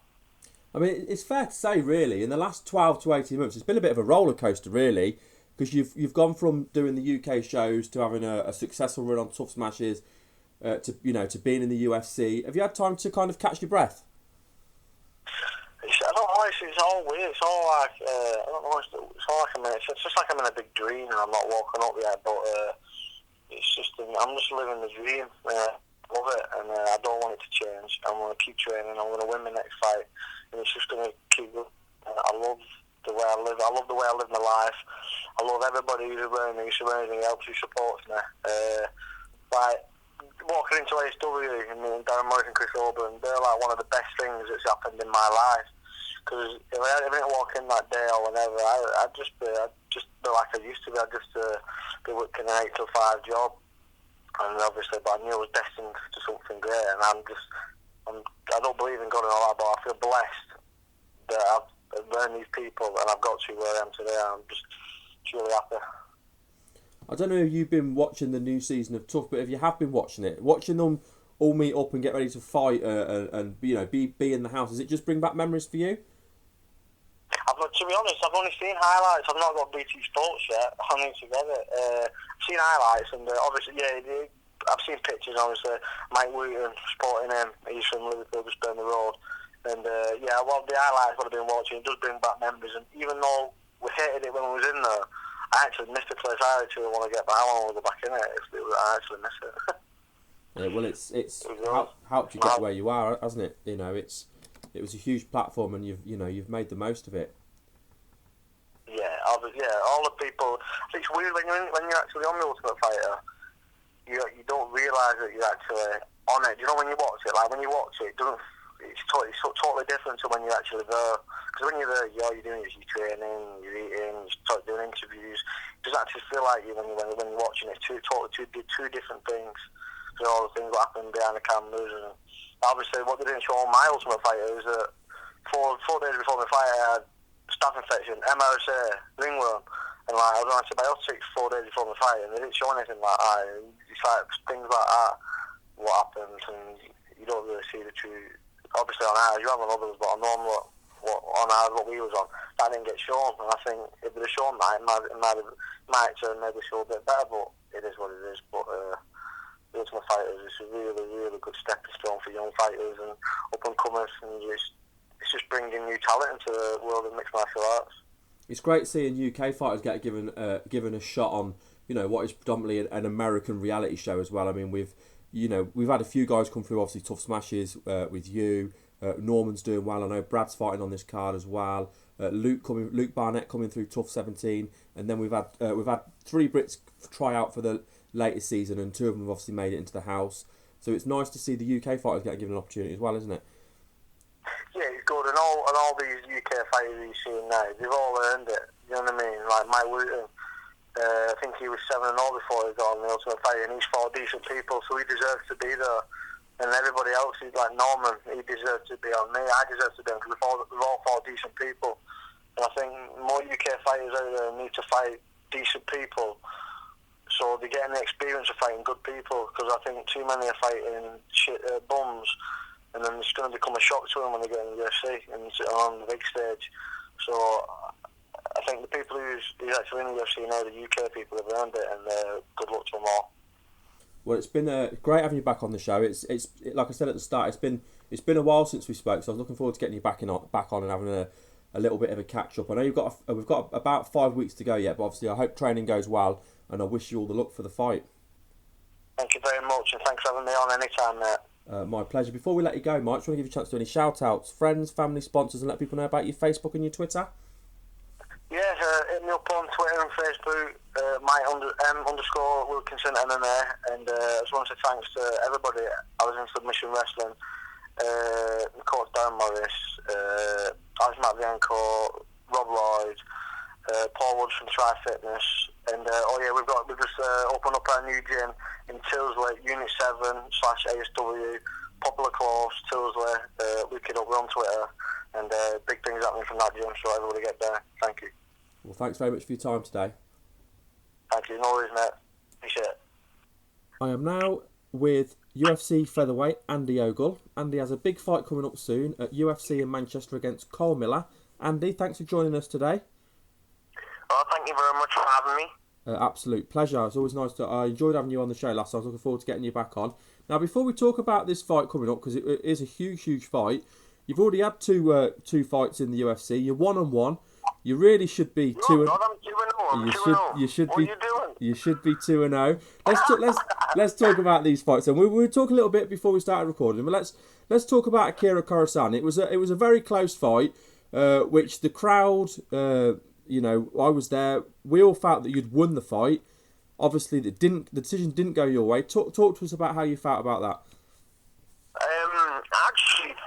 Actually felt as if the commentator said my name incorrectly. I went, my name is not Akira Kurosawa. Oh shit! I've just lost the fight. So it was depressing, but it made the second fight that I had in the UFC against Grispi so much sweeter.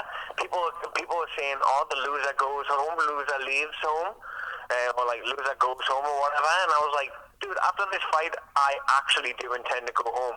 I'm not going to be sitting around, staying in London, staying in the Wembley Arena, sitting there with my gloves on. I'm going to go home. I want to enjoy some nice food after this fight. And it was on my birthday, and it made it so much sweeter that I got the victory that I deserved.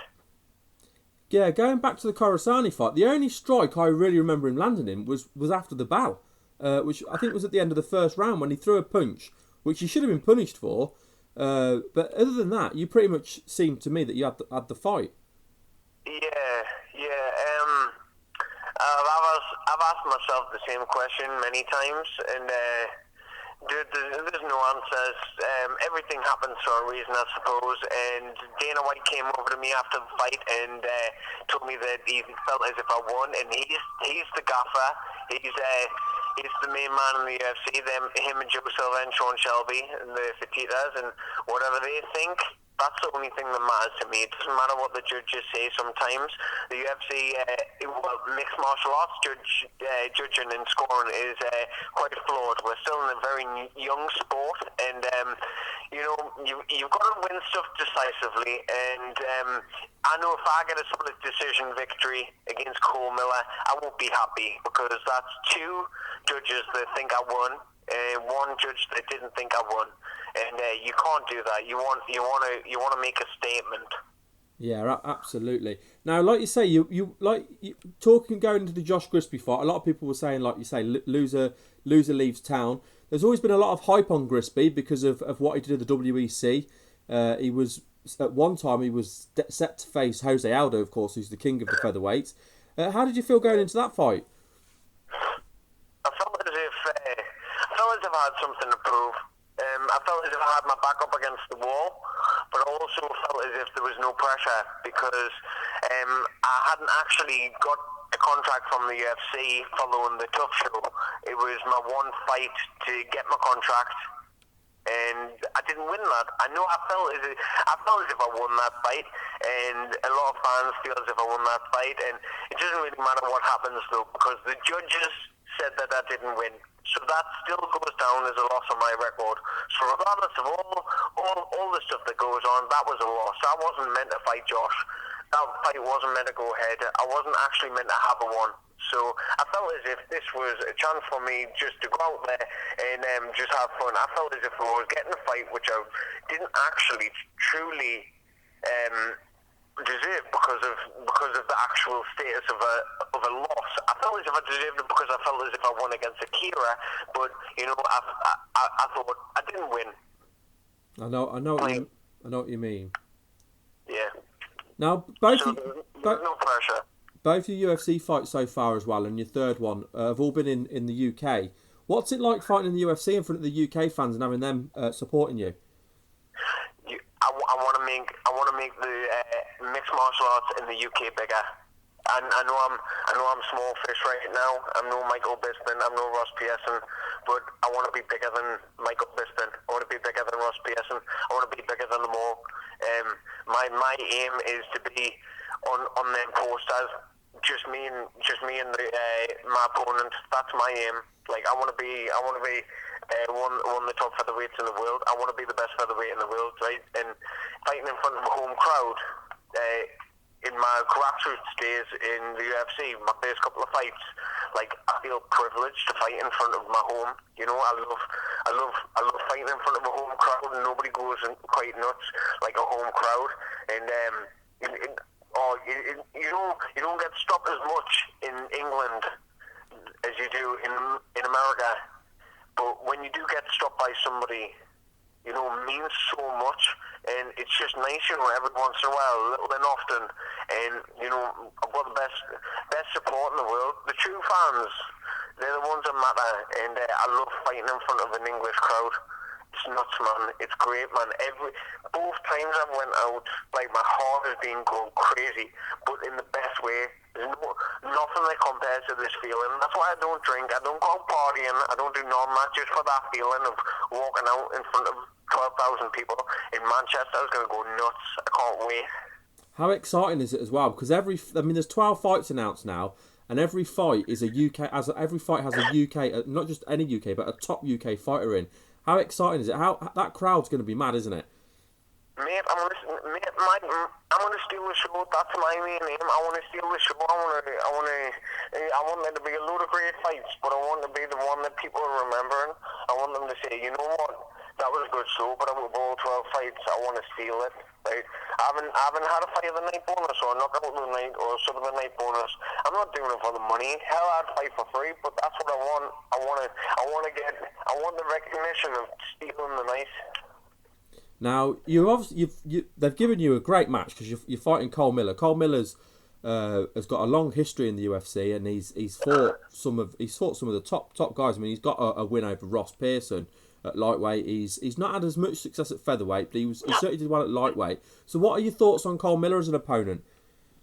It's a good opponent. He's been in the UFC for quite a long time. So obviously dropped down to featherweight after having a bit of a mixed record at lightweight. Personally, I feel he should stay at lightweight. I don't like cutting weight. Nobody likes cutting weight, but I just feel like he's a very, very tall featherweight, and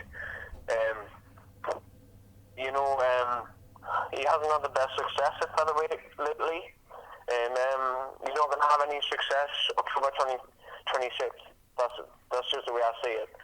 You're not stopping me. I am stopping him.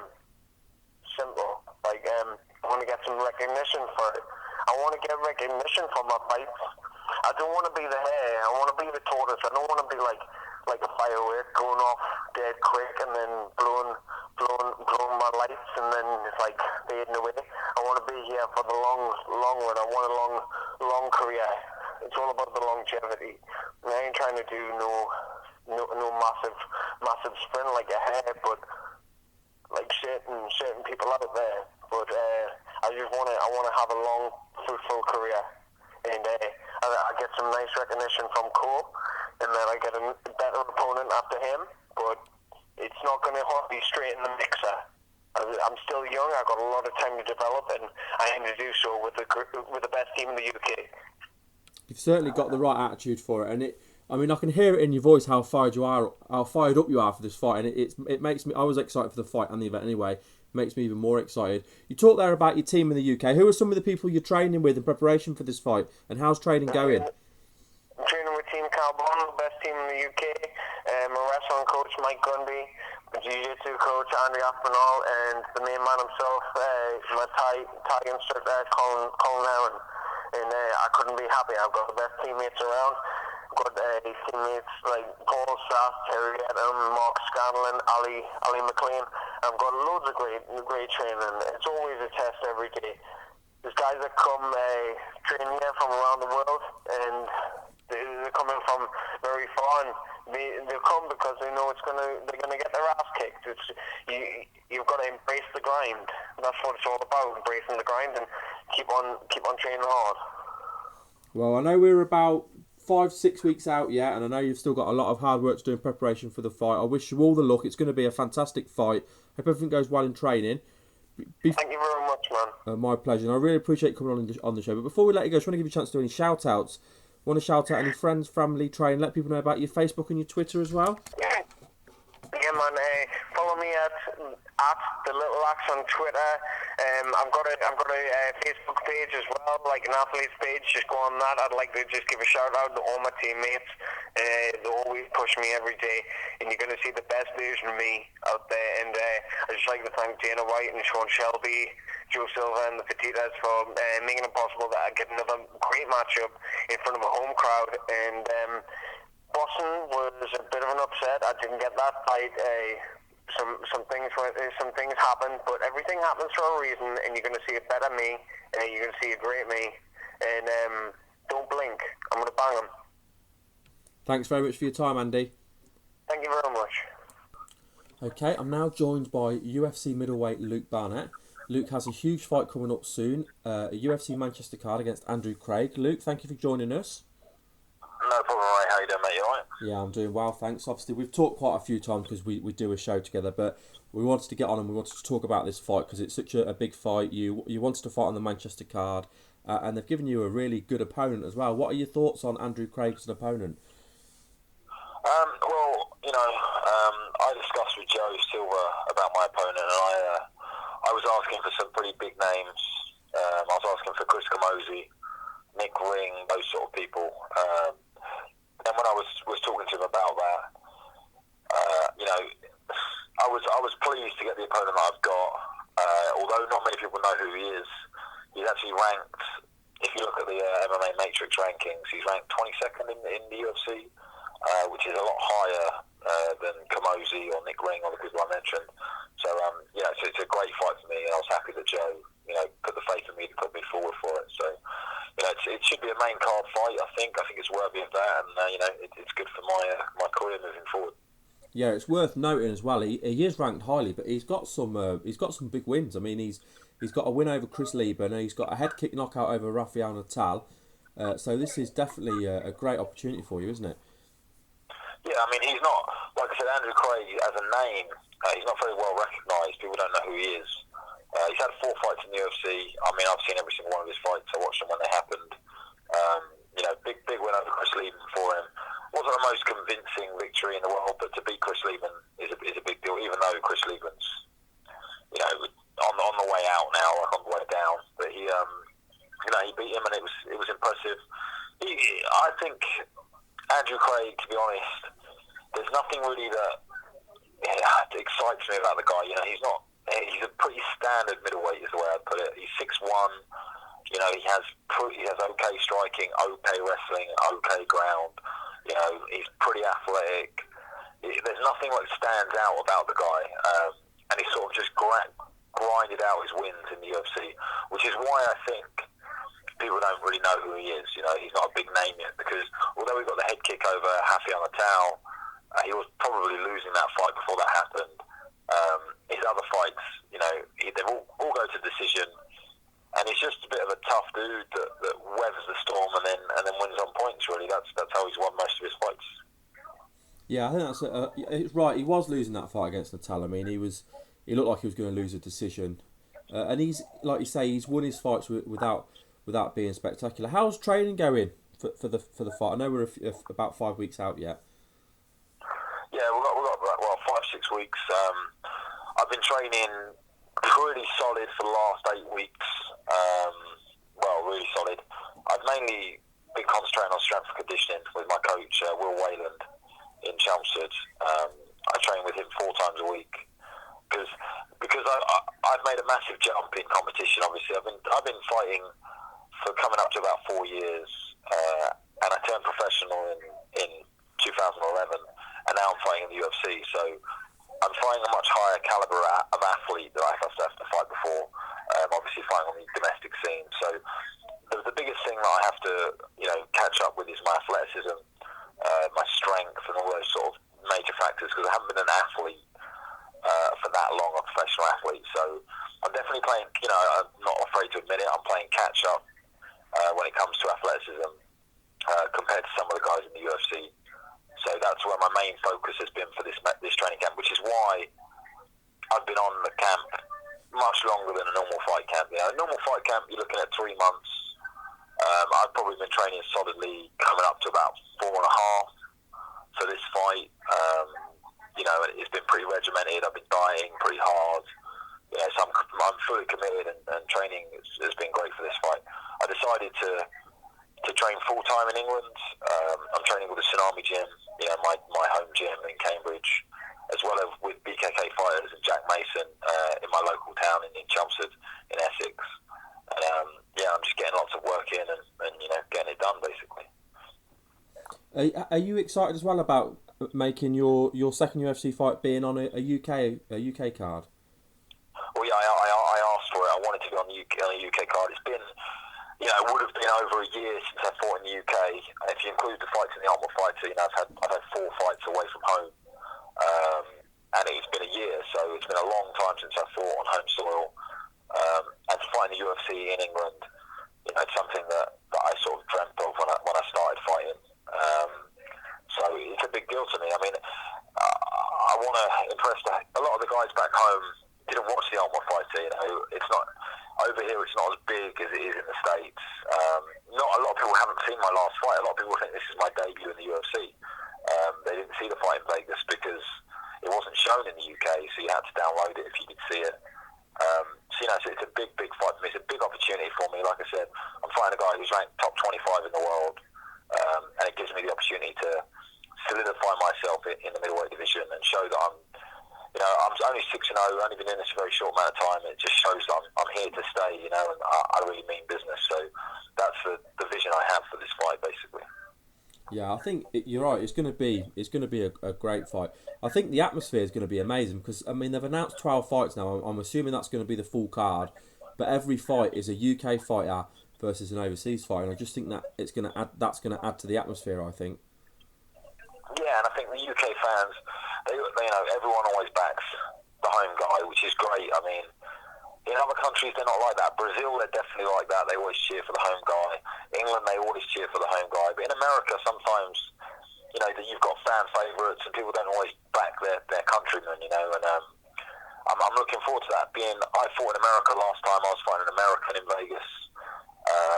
So, I was on the other end, and now, I've got an American flying over to fight me in my home country.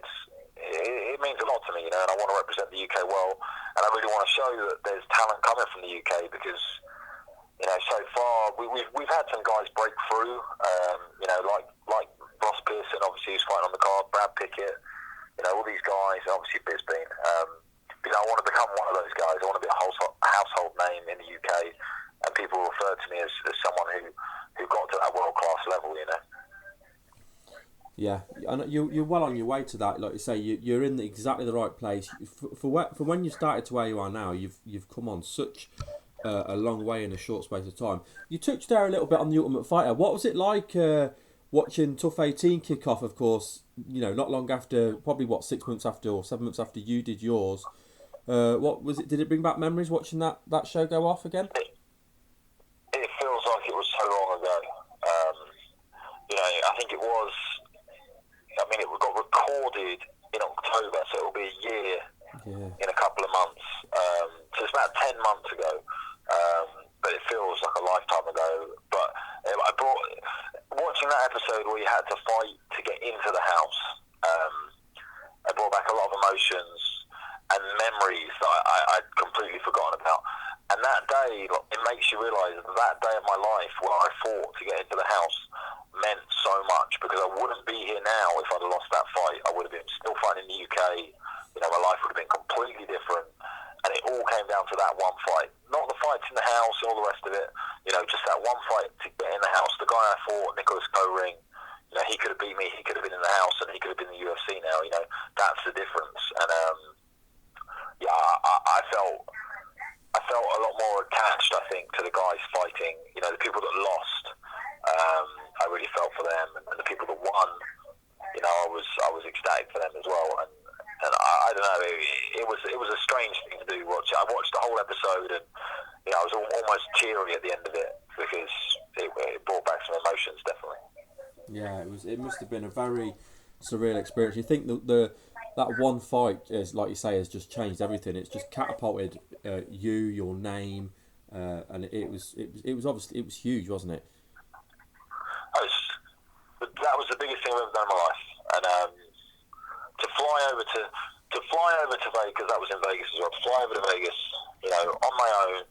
One of my coaches came with me for the fight to watch the fight, and fight to get into the Ultimate Fighter, there was so much pressure on that day, and I didn't feel it until now. Now I look at it and I think, wow, that was such a massive achievement. And I sort of haven't felt it until I watched that episode, because I didn't realise that it could have been taken away if you'd lost that fight. So, it's definitely. I think everything I do in life, I set my goals and I look at what I want to achieve, and I don't think you realise how much it meant or what I achieved until a year passes and you look back and think, in the last year I've travelled all over America.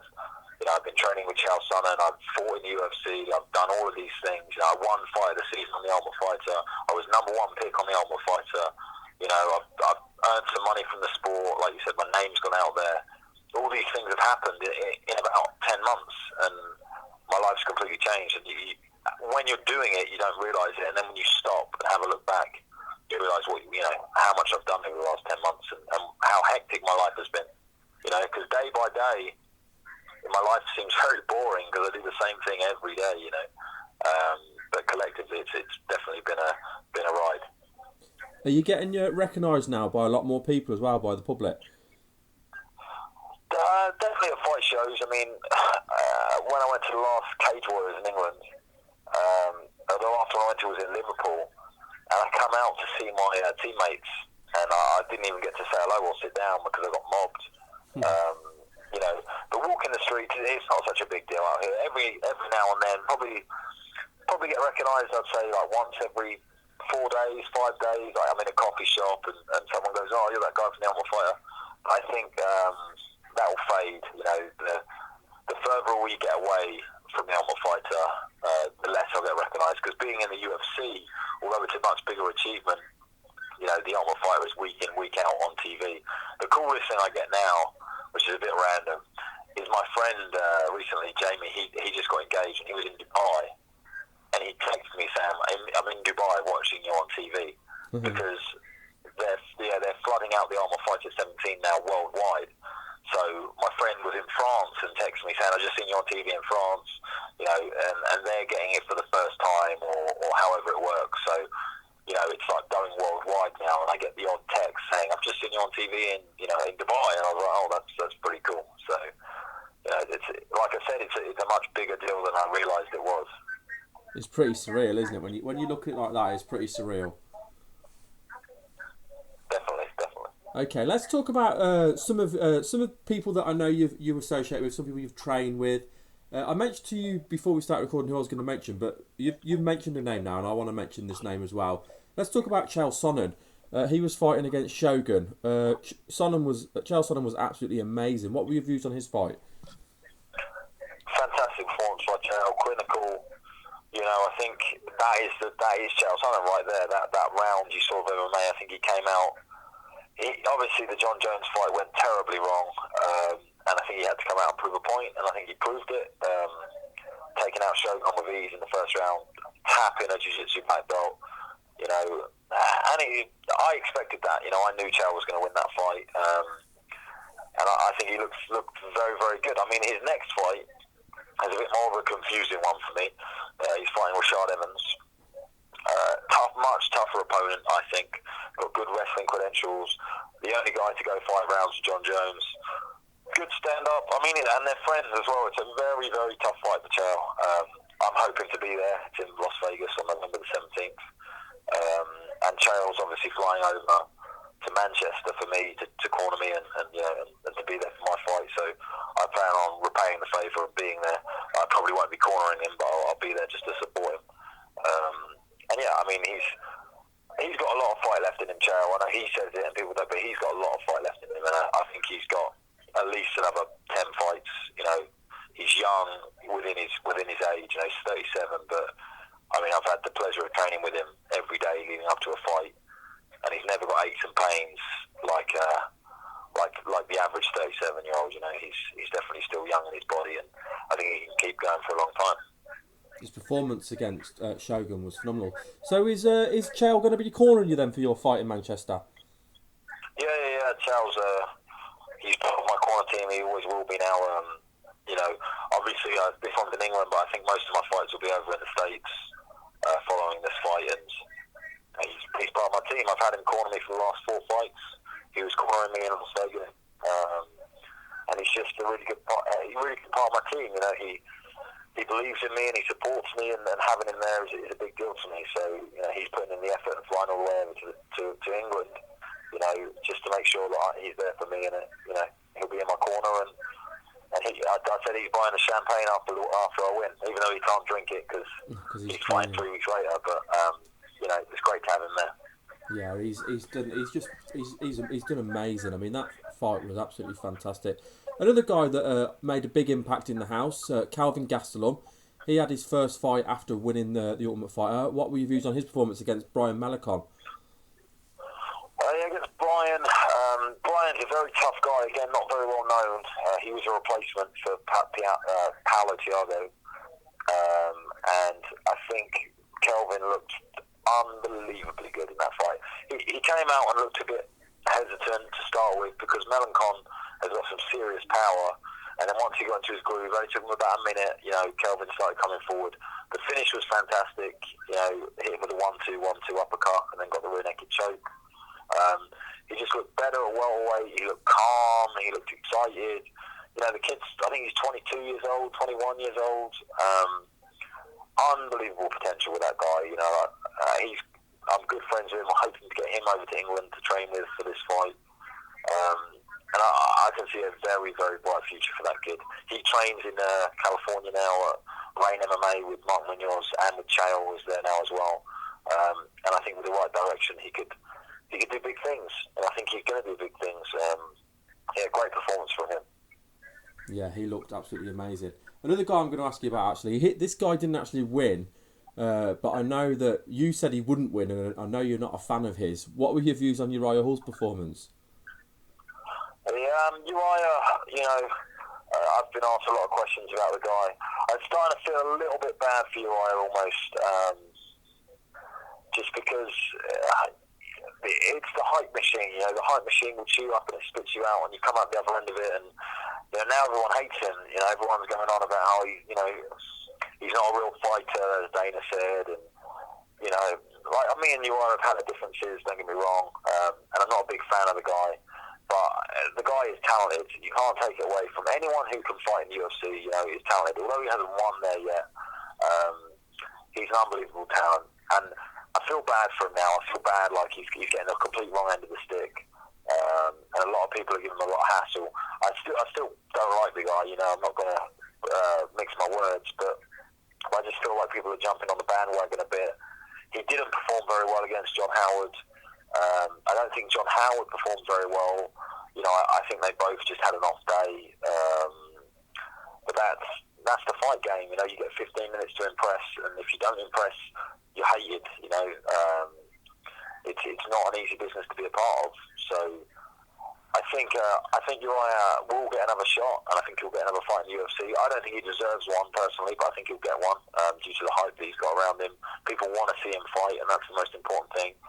And you know, hopefully he can pull it out and then perform. I'm not too bothered if he wins or loses or stays in the UFC, but I hope for his sake he can perform, you know, to what he believes is what he can do, and then we'll see what happens with that. You know, I don't want to kick a man when he's down. You know, I'm sure he feels terrible right now, and he's trying to do as much as he can to bring it around. So good luck to him. What was your views on all that high fiving during the fight? I mean, I think they blew that out of proportion a little bit. I mean, there was some high-fiving going on. I don't know how many times. I'm sure someone's counted and brought it out. But, you know, I personally, I mean, I've high-fived in fights before, but I'm the sort of guy that when I'm fighting, I'm going for it 100%. You know, I don't stand off people. We have very different fighting styles. I think mentally, Uriah struggles with fighting someone that he likes or that he doesn't have a problem with, you know. I think he creates, in his mind, anger towards people, you know. I saw that in The Ultimate Fighter. Like Josh, he had a big problem with Josh. And I can see that fight happening. I can see him and Josh fighting after Josh gets over his injury. And he will perform in that fight because he's angry at Josh. But if he doesn't have that anger in him, and it's just a fight, and it's just, you know, two people I don't think he can be as vicious as he needs to be, in the cage. So I don't know. That high-fiving was just a little bit strange, but I don't think it was that much of a big deal. I think they saw the bad performance and they almost blamed it on that. But I've seen other people high-fiving fights and no one's even mentioned it. So I think it was blown out of proportion a little bit.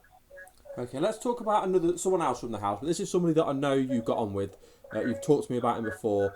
He didn't fight for a while because of injury. He's come back, he's fought, and he was fantastic. Let's talk about Zach Cummings. He faced a very tough Benny Alloway. What did you think to Zach's performance?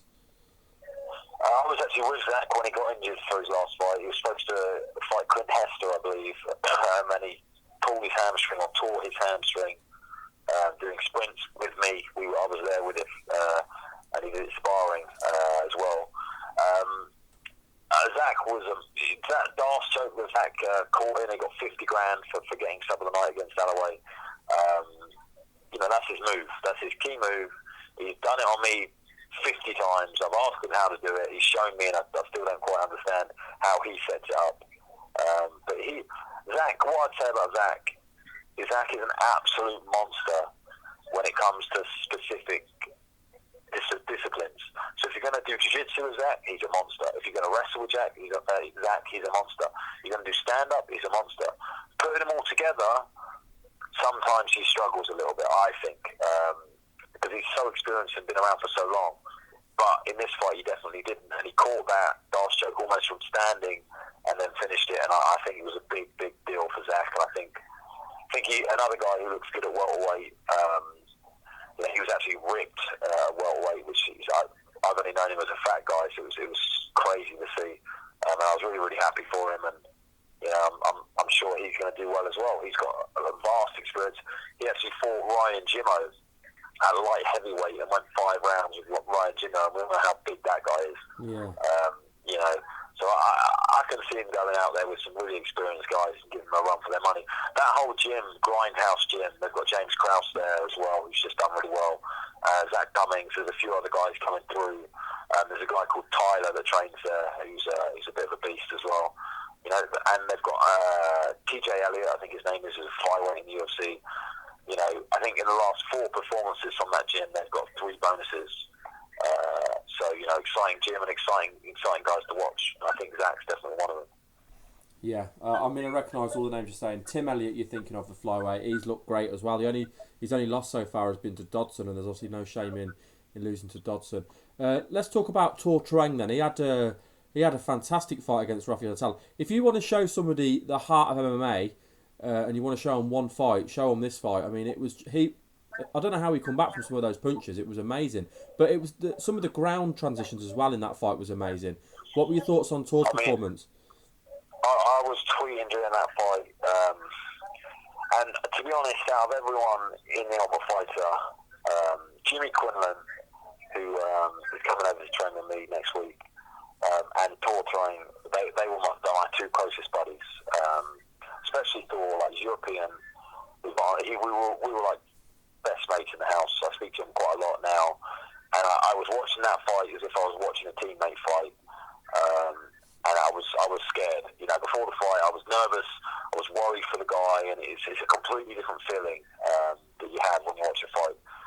And I know Tor. I've trained with the guy for a long time, like for 8 weeks, and he's so good, and I've said it a few times. I believe Tor was the best technically in the house out of everyone. I think he was the best on the ground, the best wrestler, the best stand-up, like all-together package, and mentally strong as well.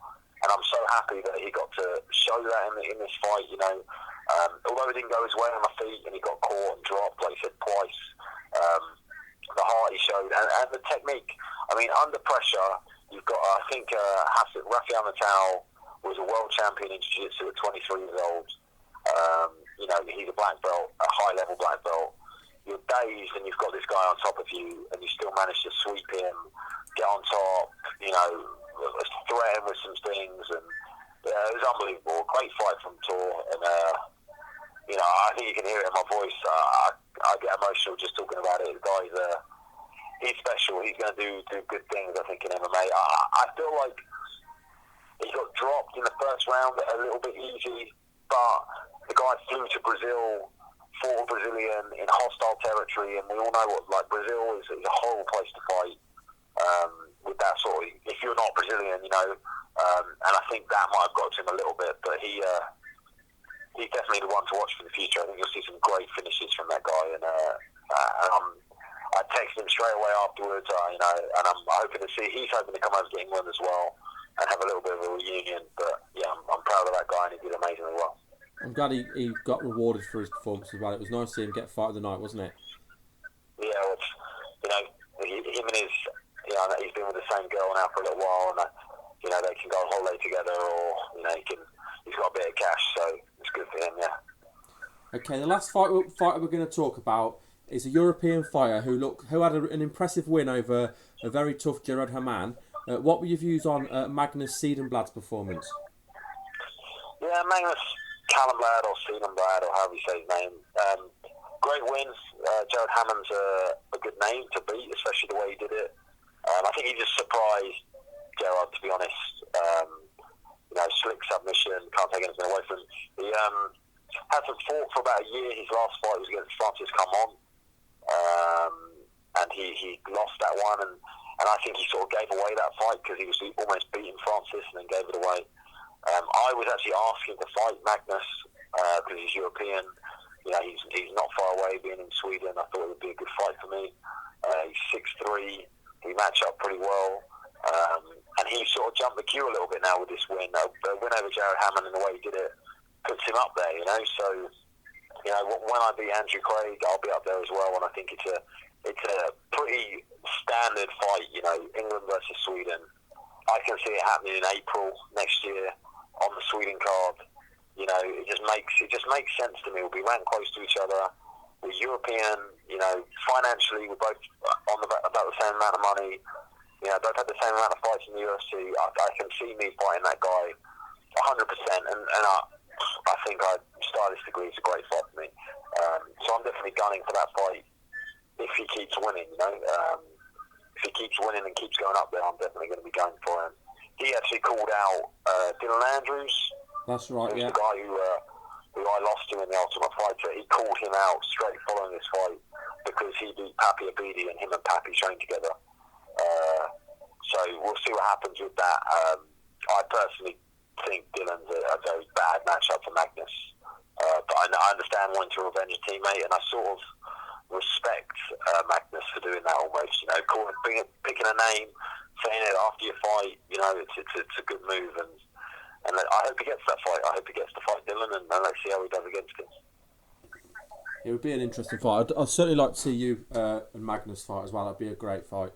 Luke, it's been a pleasure having you on the show. I always enjoy chatting with you. I know we get to chat quite a bit now, which is nice. But thanks for coming on and letting us talk about the big fight you've got coming up, and obviously giving me your views on these guys as well. That's all right. I love to talk, and you can tell with my answers I go on a little bit, but I try and give my point of view as much as I can. So it's always great to be on the show. Well, before I let you go, let's give you a chance to do any shout-outs. You want to shout out any friends, family, sponsors, and let people know about your Facebook and your Twitter? My sponsors know they are. I talk about them a lot, but the only thing I'd say is give me a follow on Twitter. It's at Luke Barnatt. And listen to the MMA Round Table that we do together. We always tweet it out and we do our predictions. I'm terrible at predicting fights on that show for some reason. Whenever I do it, the last one I think I did pretty well at. So apart from that, I'm pretty awful. But you can compete with us on that and see what our opinions are. And that's it, really. Get in touch with me on Twitter. I always reply to everyone who tweets me. I'm on Twitter all day. So, you got any questions for me, or you want to insult me? Just tweet me at Luke Barnatt, and I'll insult you back. Cool, Luke. Thanks for coming on today's show, mate. It's been a pleasure. No problem, mate. Thank you very much. Okay, that was this week's show. I hope you enjoyed listening to those interviews. Confirmed for next week's show so far, we've got potential performance with Dave Bond. We'll be chatting with another two fighters off the MFC 38 card, Tito Jones and Anthony Hamilton, and we'll be breaking down episode 3 of Tough 18 with Davey Grant, so make sure not to miss next week's episode.